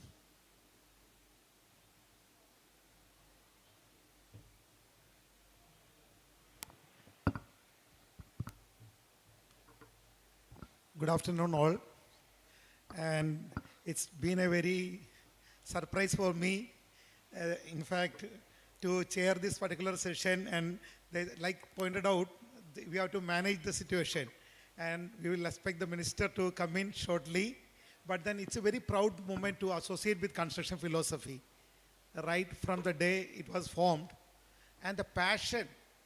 So if we look back, roll the screen, Nebu was a project manager in a site where we had a particular failure which happened. A retaining wall system of a touch pile which has gone up to 30 meter, and when they were excavating at 10 meter depth, it suddenly collapsed. So the failure system and why that failure happened and what is the reason, so has made the curiosity in him to go in depth, where I was appointed by the district collector at that time to find out what exactly went wrong. We did a forensic analysis of what has gone wrong, finally culminated in publishing 2 international papers, one in Taiwan and one in Australia, of the study of the forensic failure of the retaining systems there. So in our system, we have, like pointed out by Sridharan sir, we don't have a proper engineer's bill. There is no particular, other than the setback and the FAR calculation, we don't have a mechanism to check the safety, which is so vital. So that is where my good friend Surya Prakash, and we are fighting for the last so many years to bring this engineer's bill into the parliament. Sridharan sir has promised us that he will again rise to Prime Minister to bring it back. One draft is there. Now the national education policy is changing. Hopefully we will get this passed, because we don't have a mechanism to check the safety, and that is the thought process the magazine Construction Philosophy came into being. I saw his energy, and he has been putting it, and lot of activities are happening. And this is the first conclave. It's a beginning of a wish. This is the beginning of a long journey ahead, and wish all the very best for the team who has put in across. And today we are honoring some of the legend, the legends in this industry, two of them. And I have a lot to say about Cheriyavarki sir, because my career started working under him. My first job was working at his site as a internship trainee in GM and CV at that time for Tata Ceramics. And then onwards, I have seen the passion in which he approached the project. He come to the site, and Cheriyavarki sir coming to the site is a big activity in itself, and he goes into the minute details and makes sure that works happen. And today also, after so many years, after 30 years, in fact, since I started working, so he has been always a mark of passion in the job, and passion for perfection is there, and that makes Cheriyavarki sir different. Sir, it was a great privilege to be part of this August honoring where they are honoring you, and it's a great privilege. M. Prakash sir, I have read the articles which has come in. The man who started project management in India before anyone came in, the big brands come in, the concept and the importance of project management. And that's a very vital aspect which is needed, where I would like to quote Sridharan sir. The timely payment to the contractor is the vital step. And that's where all our projects are getting stuck, because we don't pay the contractors properly. Any projects which happen here, including the government funding, it takes years for the contractor to get the money back, leading to the suicidal rates of the contractors, and people doesn't want to get involved into the contracting business. So that if we can make an improvement, construction philosophy should come up with courses which you are doing before, has to again start that and train the engineers. Cheriyavarki sir was telling the importance of having more PhDs. There are few of my close academic friends sitting here. I always say PhD has to come in, and I always say there has to be research, and I always say that there should be a value connected to the research. What the research can contribute to the growth of the GDP of the country, it also has to be made into this. What the finding which comes out, how many patents are created. Like if you go to US or UK or other organization, so many patents get filed, so many money get generated out of the research which is being carried out. So we have many research coming up, but we have to make the practical aspects also, and the research development also has to go in, and we should have mechanism to bring people working in the field to continue their research and continuing professional development with some rating of ranking, that an engineer should have minimum 15 years. I have Salahuddin sir here, the chairman of the Institution of Engineers. Sir, we should come up with a program where we should train the people that they should have minimum 10 to 15 hours of practice, and for a promotion that is essential for the next year. The people should have minimum 15 years of practical aspect, and that can lead to the research aspects and the PhDs in step-by-step process where it can be monitored by the academic institution. We have very close friends here, Shobha madam here, Shubha madam here, Lady Karthi madam, so many people from the academy is here. If academy, industry and bureaucracy, finally, like everything is decided by an IAS officer. We cannot change the system, and Sridharan sir correctly pointed out that a person who is heading an engineer department should be an engineer.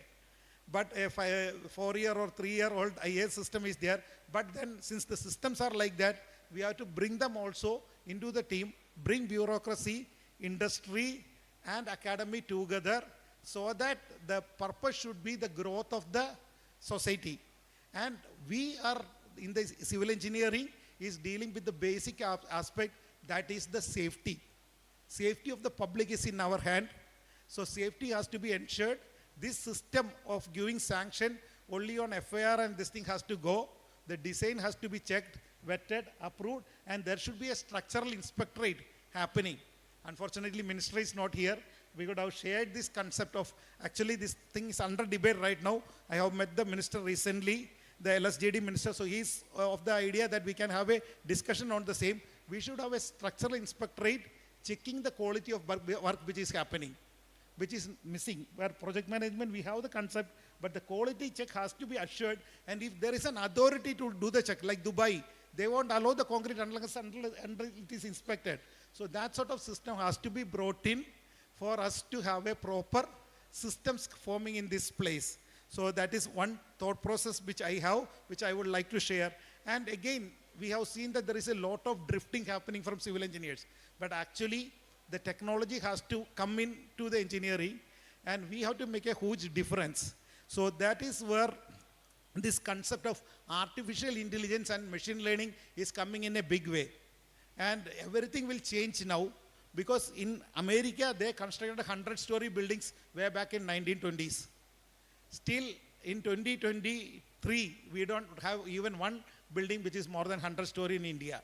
With the population density impact, the next 30 years is the future of civil engineering to evolve with artificial intelligence, machine learning, and all those aspects which has to come in. Definitely there will be demand for civil engineers. We have to make sure that it is being continued. Publication has to work out. Construction philosophy has to push forward with lot of aspects, bringing in what is there happening elsewhere. You had that international column. Start building it up, that national column. Start building what is happening across and publish what is new. And definitely there is a demand for good subject, and your intention and the concepts is really clear with a goal. And that philosophy has to come in construction, and let's keep working for this. I wish all the very best for the program, and hope Minister will be joining us soon for that. Or like it should be, what is the, Gaudi sir, what is the next item? Minister will be coming now? No, you just go ahead. I can go ahead. Okay. So how much time should I continue with that is the question. Okay, fine. Okay, fine. So thank you very much for the opportunity given. And one more thing which I would like to add, because we were talking about this engineering students getting training. Actually, if you look in, if you want to start a medical college, first there should be a hospital. There should be a minimum 400-bedded hospital with all minimum specialization and patients. Then only medical college should come in. So we have to change the education system. Recently, I was with the our AICT chairman, and I was having the interaction with him in Delhi, and he was telling me that there are 9,000 engineering colleges in the country, and 50% of the engineering seats in the country is vacant. And now they want to come up with schemes where how the entrepreneurship can be developed among the engineers so that they get opportunity. We have gone wrong in calculating the demand and supply gap. We have to, because it's the natural correction which is happening, but I think after this downfall, it will again go up where civil engineering will be in big demand due to the huge development that has to happen, because our country, that with the largest population in the world, is, and with the youngest age population which we have, is going to make a huge difference. And there will be many skyscrapers which is happening. And as a structural engineer, I keep traveling across, seeing the skyscrapers in different parts of the world. And I always imagine that one day, these people from America, Canada, Europe, all will come to India, see some of the largest building. And that has to be generated by our younger generation, which is missing in this audience. But we, especially we have to bring the younger generation with us. And you should have a column for the young engineers to write in the article, where from different colleges, the student leaders has to present themselves in there. And we have to catch them and put them into the construction philosophy magazine part also with us, and we grow together. Thank you very much for the opportunity. Thank you, sir. Now, may I invite Nebu to come on stage and request Shri N. Prakash and Surya Prakash sir to jointly honor our veteran Cherian Varghese sir with a Ponnada.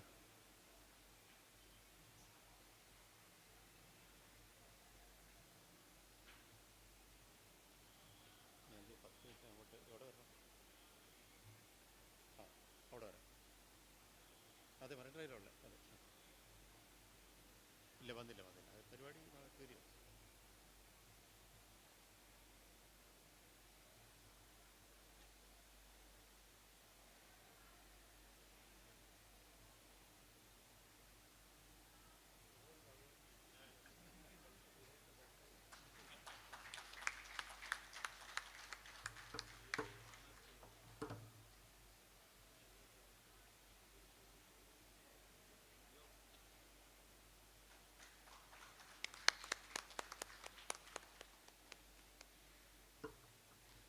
sir. Now, Cheriambaki sir, for a few words of yours.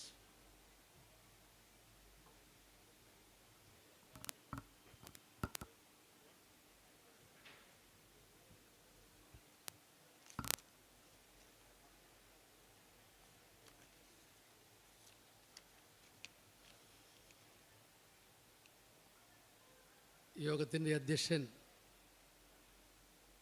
എൻ്റെ പ്രിയപ്പെട്ട Anil, concession philosophy മാഗസിൻ്റെ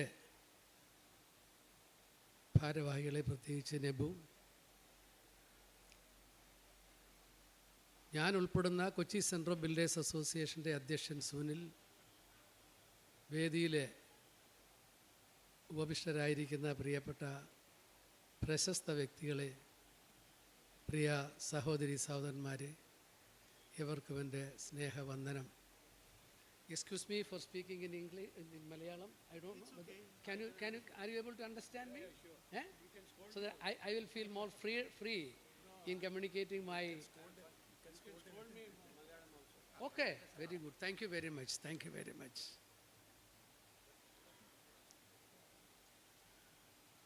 എനിക്ക് concession philosophy തന്ന ഈ പുരസ്കാരം വളരെ വിനയത്തോടെ ഞാൻ സ്വീകരിക്കുന്നു. It's A precious award for me and I will always keep it in my mind in the future days left in my life. I extend my sincere thanks to the organizers of Concession Philosophy for giving me this award. ഞാൻ വളരെയധികം ബഹുമാനിക്കുന്ന പത്മവിഭൂഷൺ ശ്രീധരൻ സാറിൻ്റെ സാന്നിധ്യം ഈ മീറ്റിങ്ങിൽ ഉണ്ടാകുമെന്ന് ഞാൻ ആദ്യം പ്രതീക്ഷിച്ചു. എനിവേ, അദ്ദേഹത്തിനോടൊപ്പം സമയം ചെലവഴിക്കാൻ സാധിച്ചതിലും ഓർമ്മകൾ പുതുക്കുവാനൊക്കെ സാധിച്ചതിലൊക്കെ ഞാൻ ഒത്തിരി സന്തോഷമുള്ളവനാണ്. അതിന് അവസരമൊരുക്കിയ കൺസെഷൻ ഫിലോസഫിയോട് ഒരിക്കൽ കൂടി നന്ദി ഞാൻ അറിയിക്കുന്നു. ചില വർഷങ്ങൾക്ക് മുമ്പ് engineers club, few years back, the Engineers Club in Kerala has given me an award that was handed over to me by our Sridharan sir. So this also, though he is not here, I consider that he is also present during this award giving ceremony. I expected that the minister will be here so that I could have just sold something else, something differently from what I had in my mind. Anyway, let him come. If you get a chance, we will speak separately for that.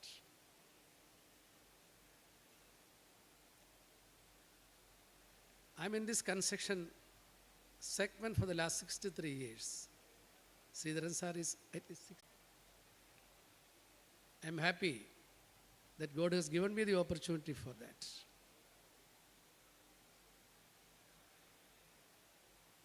I got a lot of encouragements from different people in my life. First and foremost is my parents. They were simple school teachers. They have sacrificed a lot to send me to get my technical educations. Only because of that, I am in this construction field now.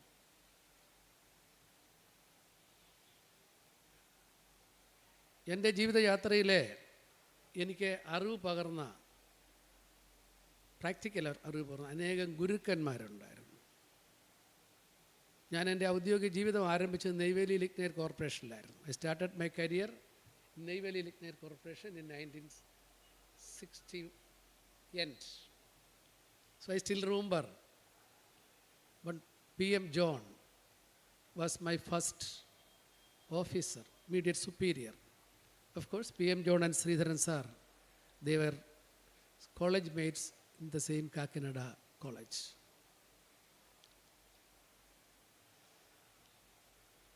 I lost my job there.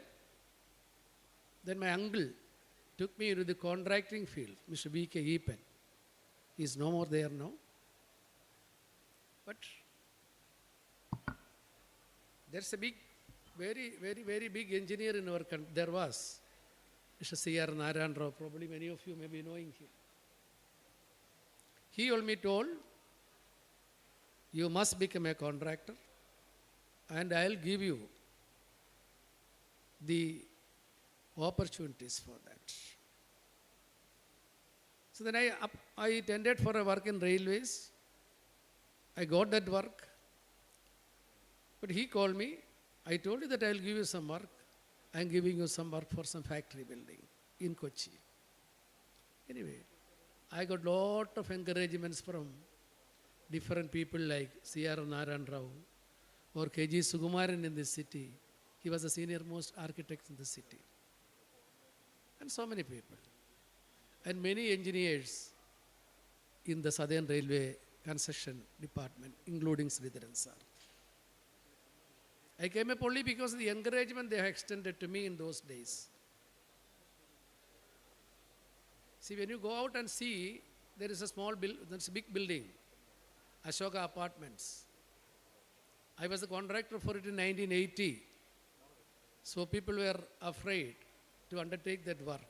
That is the reason I got that work. You would have seen the irregular shaped building, 12-story, the first 12-story building in Kerala in those days.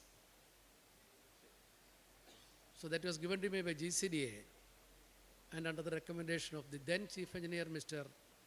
K.V. Abraham, an IRC engineer who was there before, who was the Chief Engineer in Cochin Shipyard also. So I could create some trust in people like them. That is why they have encouraged me to come into the field and continue in the contracting field.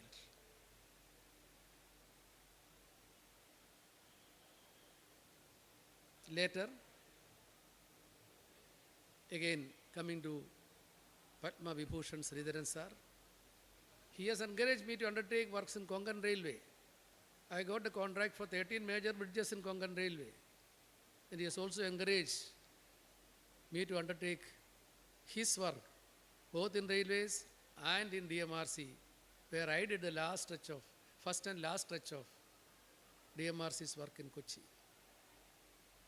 The first work undertaken by DMRC in those days was the reconstruction of North Overbridge and the metro over it without disturbing the traffic through the bridge.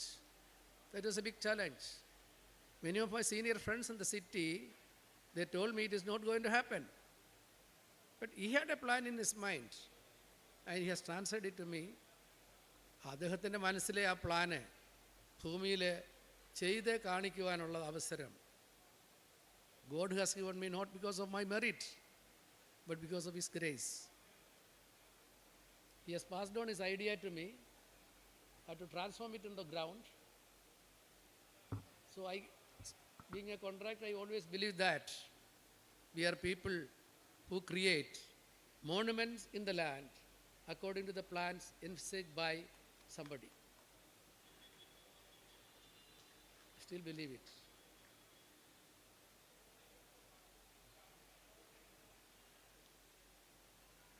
The last work I did with Sridharan sir was the stretch of metro from Maharajas up to Peta. I was also a little afraid. He asked me whether I will be able to complete it. I said, I will try my best. That's all what I can tell you. Because before me, 2 contractors failed in executing their portion of the work in Kochi Metro. I said, I will try.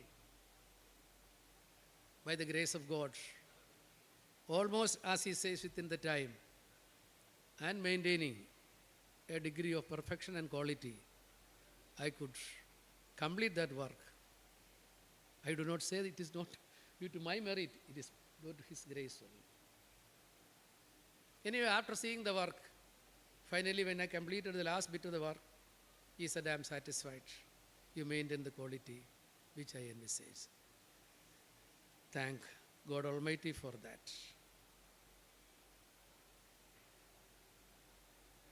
Lastly, I was really happy to watch the initiative taken by the construction philosophy in taking initiatives and programs to improve the quality in construction in association with my own Association, Builders Association of India, the apex body representing the concession contractors in our country. Nebu Abraham had been contacting me many times right from the day he left the other, what is that organization? Pothis. Of course, as Anil said, he entered into problem there.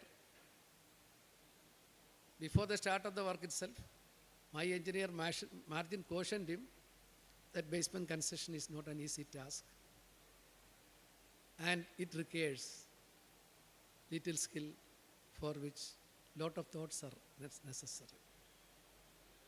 Having completed 5 major basement works in the Cochin city, even to a depth of more than 12 meters, I know the struggle that I had undertaken to complete concession time.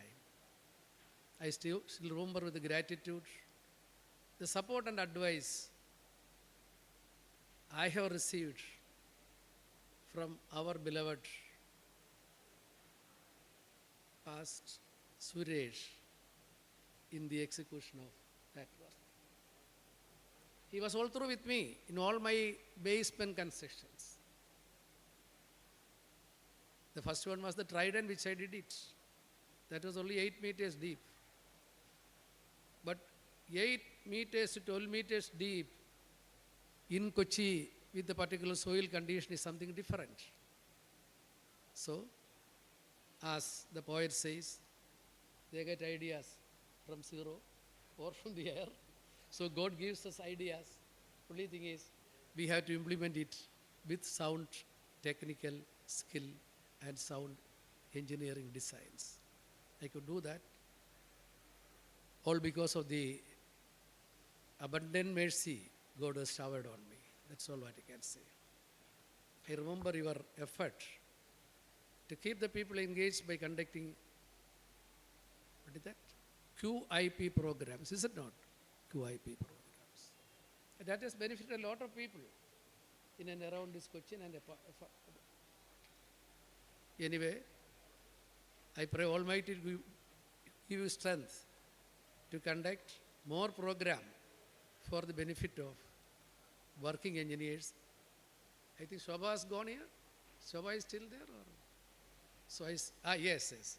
He was discussing with Shobha that institution and industry should come together to improve the concession quality in the country, and the faculty in the institutions should come forward and industry. Thank you very much, sir, for those nice words and the insights that you have given us. Now,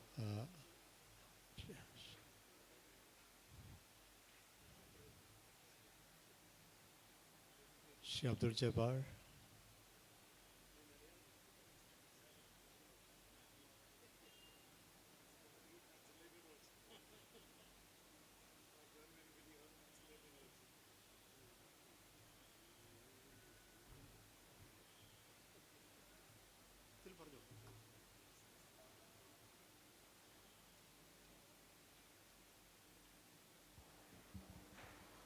We have a couple of recognitions that we would like to give today for the excellence in construction industry. This year, actually, we have announced a couple of awards, but unfortunately, the response was not so good. So the nominations that we received was not up to the mark, and we couldn't select someone from the industry to give away the award. But we have identified a couple of them who have been contributing to the industry from a long time. One of them is none other than our own Anil Joseph, sir, for his excellence. I request Dr. Anil Joseph to please come forward and receive the award. Sir, 3 of you, please, together.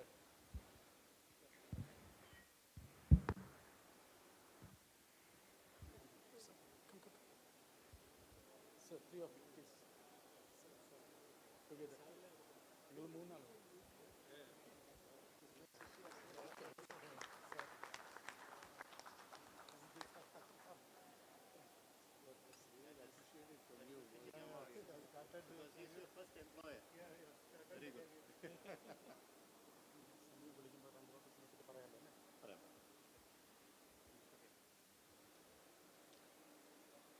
I would like to invite Sinimol Naushad onto the stage.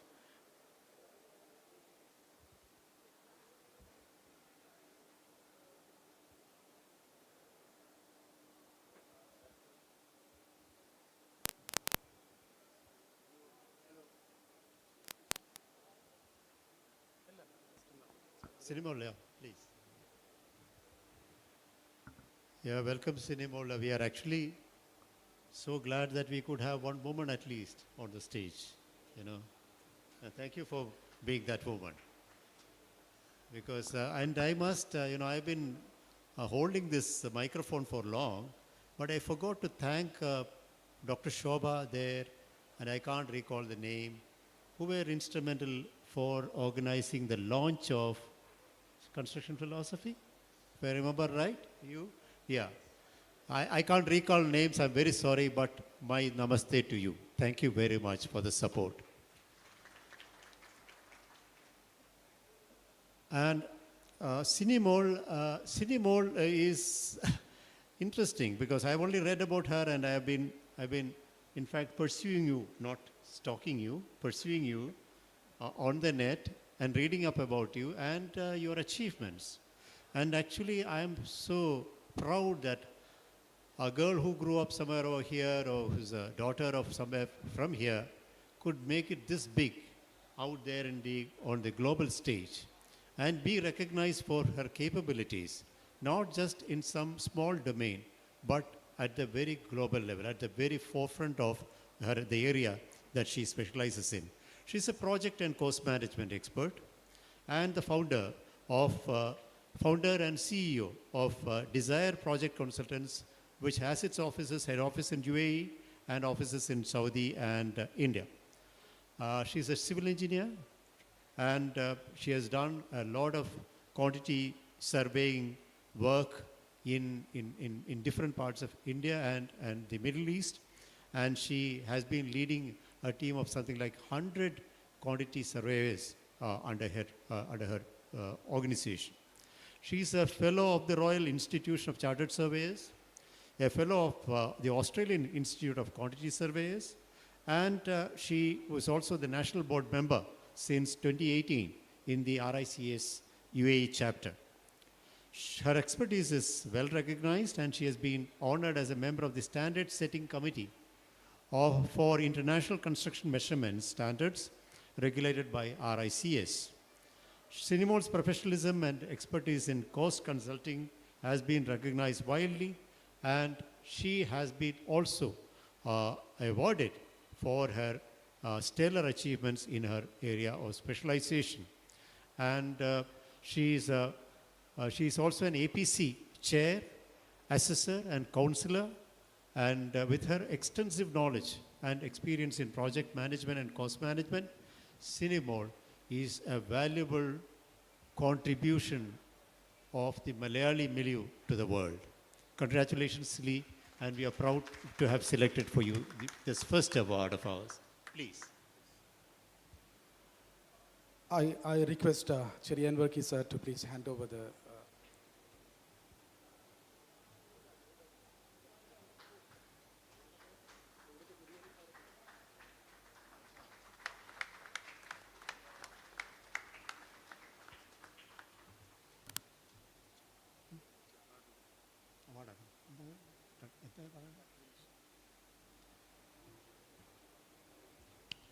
Thank you. You can sit here. You can sit here, please. Now we have a small recognition award for Sri Abdul Jabbar, who has been probably one of those pillar of support for this program here and with us for quite a long time. He's a veteran, as I mentioned earlier, in the plastics business, but I have my friend here also. So I would request Nebu Abraham to do the master to the ceremonies.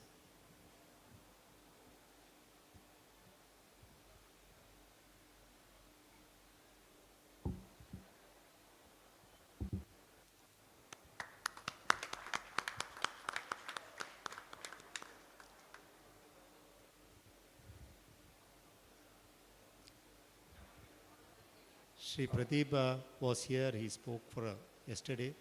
So I would request each one of you to briefly, very briefly, felicitate this function and the people.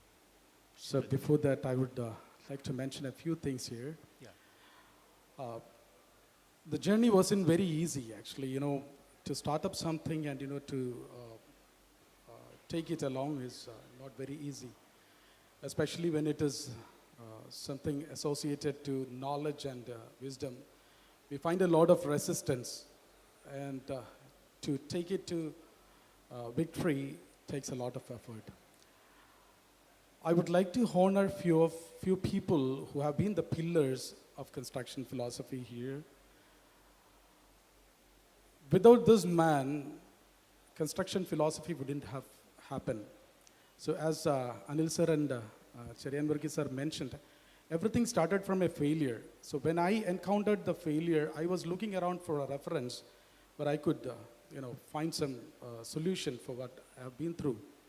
But I could find none. Then usually what people does is actually people always try to hide this behind the carpet, which I don't want to do, because I wanted to say it loud so that this doesn't happen anymore. And I started, when we started Construction Philosophy magazine, we were very particular that we should have a column, a space for failure analysis.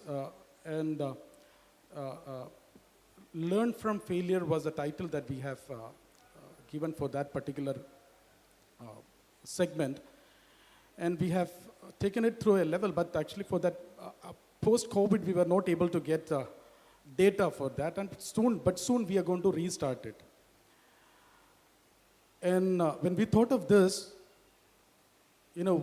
everything happens, there is somebody who drives us, is what I believe. The first person is here. I would request Mr. Gauridasan Nair to please come forward. This is a very small thing that I can give to him. And everything, whatever I have written on the mementos and trophies actually has been written from my heart. So this is also of that kind.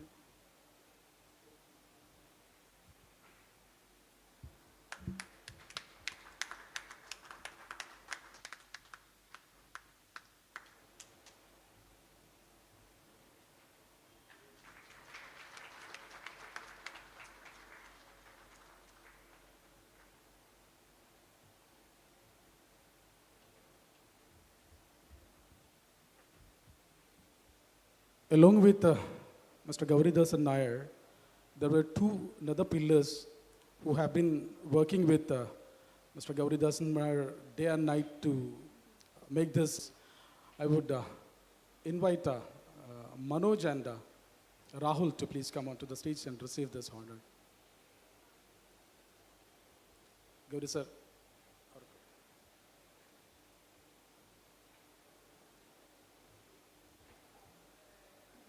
Those two are the creatives behind construction. They are the creative, the people who actually produce the magazine. They are world class. Exactly, they are world class designers. And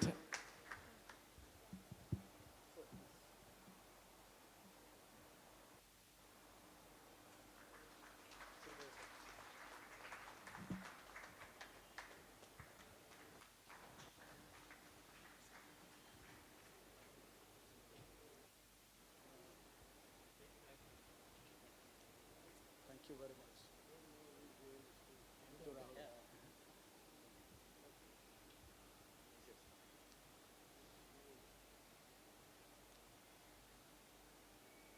Sulfi is here. Sulfi, please come onto the stage.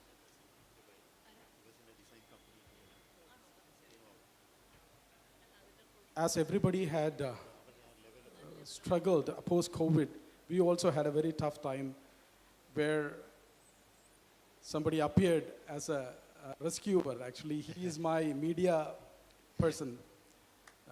He does it very well. You know. So,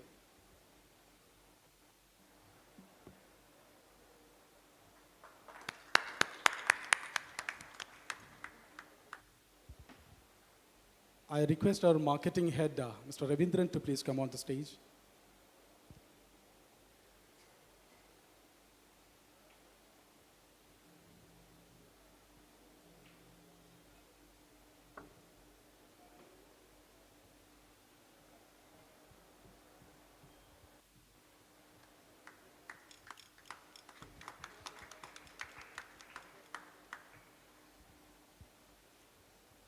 And we have Sai Lakshmi here. She's the one actually who coordinated with various companies and people to get this whole thing organized. Yes. Yes, Sai Lakshmi, Sai, yeah.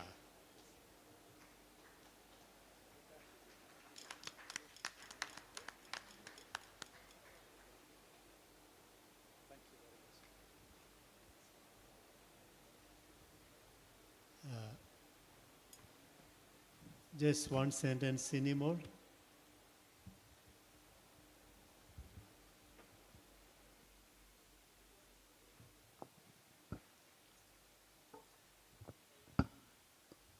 Good afternoon, everybody, especially the people who are sitting near to me.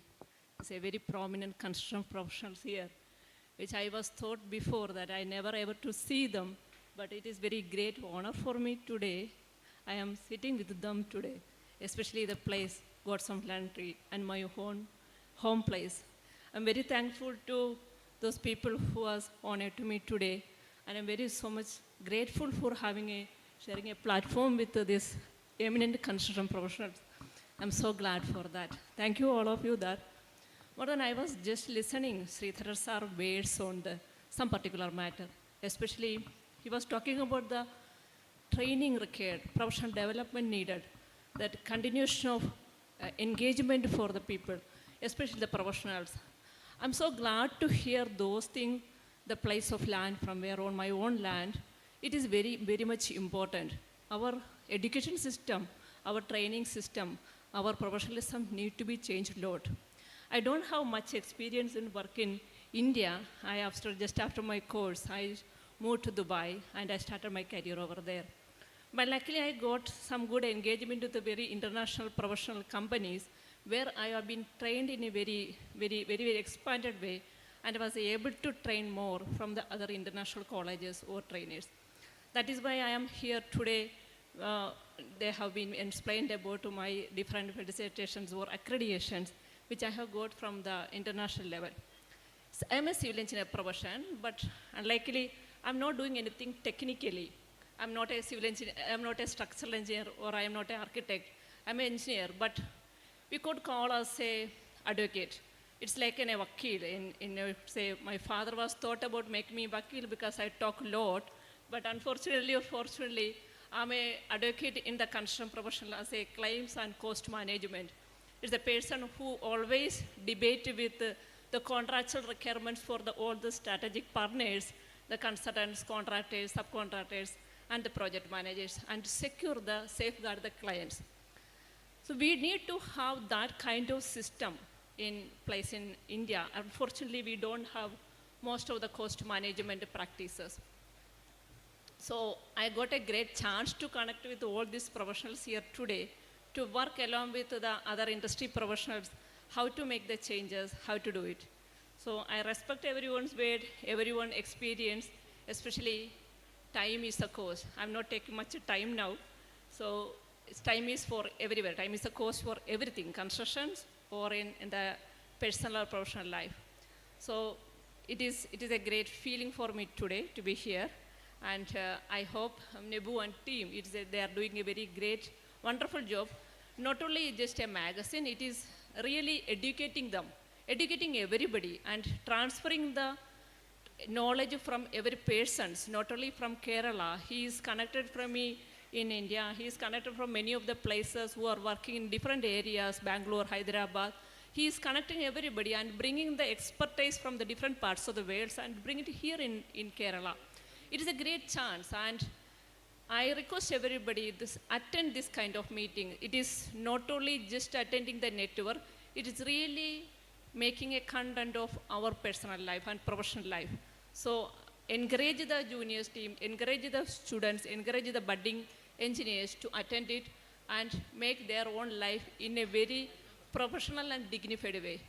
So thank you all to be here, and I am once again thanks to all the teams and my, let's say, heartfelt wishes to everyone to be in the life. Thank you. Thank you.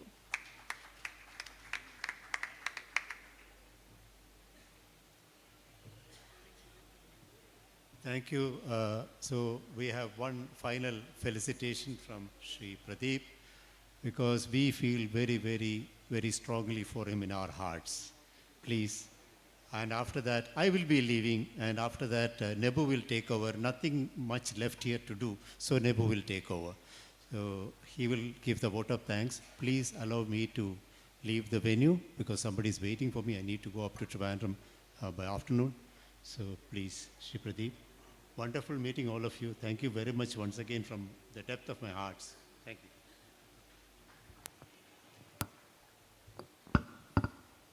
Good afternoon. The august members of the engineering fraternity sitting on the dais, Mr. Nebu Abraham and the entire construction philosophy team. Sitting on this dais, I felt like an interloper, because I am not an engineer by profession. Though I am handling a product that requires engineering degree. Over the years of selling the pipes of Supreme Industries Limited, I have got knowledge which perhaps is not as good as you people have, but definitely I can provide you all the technical data and details which I normally collect from a lot of people like you, from reading of lot of messages. It was in this scenario that Mr. Nebu Abraham and his construction philosophy team approached us and asked us for a advertisement or some sort of support they wanted from us. His dedication and his enthusiasm really helped me, really made me to think, why not give the full-hearted support to him? That is how our relationship has been built. It has, I think, more than 4 years since you started this magazine. I remember entering that Rajagiri hall when you were having a good session out there. I had only very few minutes to spend with you those days. But today, grown up, and your future seems to be very bright. I really would like to thank you for inviting me onto this dais. And I wish you and your whole team all the very best. Let us make it a success for the future. Thank you very much.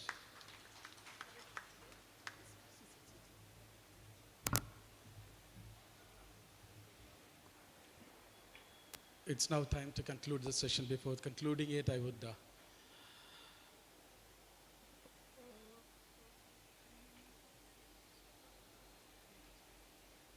just being a little nervous. Probably I think it is okay.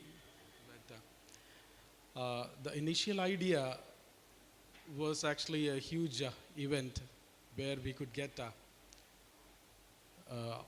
about 100 stalls and about 600 plus delegates from across the country attending the event. But things start slowly. That's what actually I learned. For sure, I'll try my best to make the next event a grand event with what I have tried for this year. And I promise that. And here actually I would like to announce the next event also, which we are planning to organize in the month of January. So today we have people from renowned engineers from across the country came to bless us with their presence. I remember I met N. Prakash sir in 2010. I've been to his office. The day I met him, in a few minutes, he taught me a lot of lessons. Till then, I was thinking that I was the best. And he told me that he made me realize that there are better people than me and the best people than me. And since then, I've been following him and I was after him literally. And the moment I started construction philosophy, he was one person I approached. And he was with me since the beginning. Since the beginning, he has been supporting us with his words, with his passion towards the engineering and management. Likewise, Pradeep sir, I will run out of words if I want to say something about Mr. Pradeep of Supreme. Since my beginning of this journey, he was the greatest supporter of construction philosophy. He never even bargains with us. That is the best thing I have seen with Pradeep sir. I don't know what motivates him to support me, but he has been supporting me. Whenever I went to him, actually, there is no word of no. Okay, I'll see. Let me see. That's it. And that is done. There is no. Thank you, Pradeep sir, for being here today. And I would like to thank Cherian Varki sir for spending his valuable time here today, because he was supposed to go somewhere. He was supposed to attend some other meetings in Kollam. And I requested him, sir, please be here. And I promised him that I'll conclude the sessions by 1 o'clock, which I couldn't, uphold to my promise. I'm really sorry for that, sir. Thank you very much, Cherian Varki sir, for being here. And he has enlightened us with a few of his words, actually, with his experience. That's the treasure that we can extract from a veteran of his kind. And I will again come to you, sir. I need a lot of things from you. And I would actually look forward to featuring you in one of our upcoming event. I have mentioned this to Mr. Reggie, that whenever you are free, myself and Mr. Gauridasan and I would visit you to take an interview of yours. Suri Prakash, sir, again, another legend, living legend. As Gauri sir mentioned, himself is an institution. I met him in one of the event, but he forgot actually where I met him, but I still remember the day I met him. And again, like N. Prakash sir, actually, he has been supporting us from the day when I met him. Thank you so much. And the person who holds my hand always, whenever I really need support, that's again a person who never says no. So, thank you so much, sir. Thank you so much. Jabbar sir, thank you so much for being here, taking your valuable time for today. Sini has traveled all the way from Dubai to attend this event. Thank you so much, Sini. Thank you so much. Thank you, everyone, once again. Thank you, sir. Thank you. And thanks to all the audience, all the speakers. Thanks to Mr. Ankur Modi. He is actually more of a brother to me, actually. See, we have been friends since a long time. Dr. Veerappan sir is not here. He left. Okay. Thank you so much for all the speakers, Freddy Soman sir, and all the association members, and all the audience here. I would like to thank you on this occasion. Thank you very much for being here. Thank you.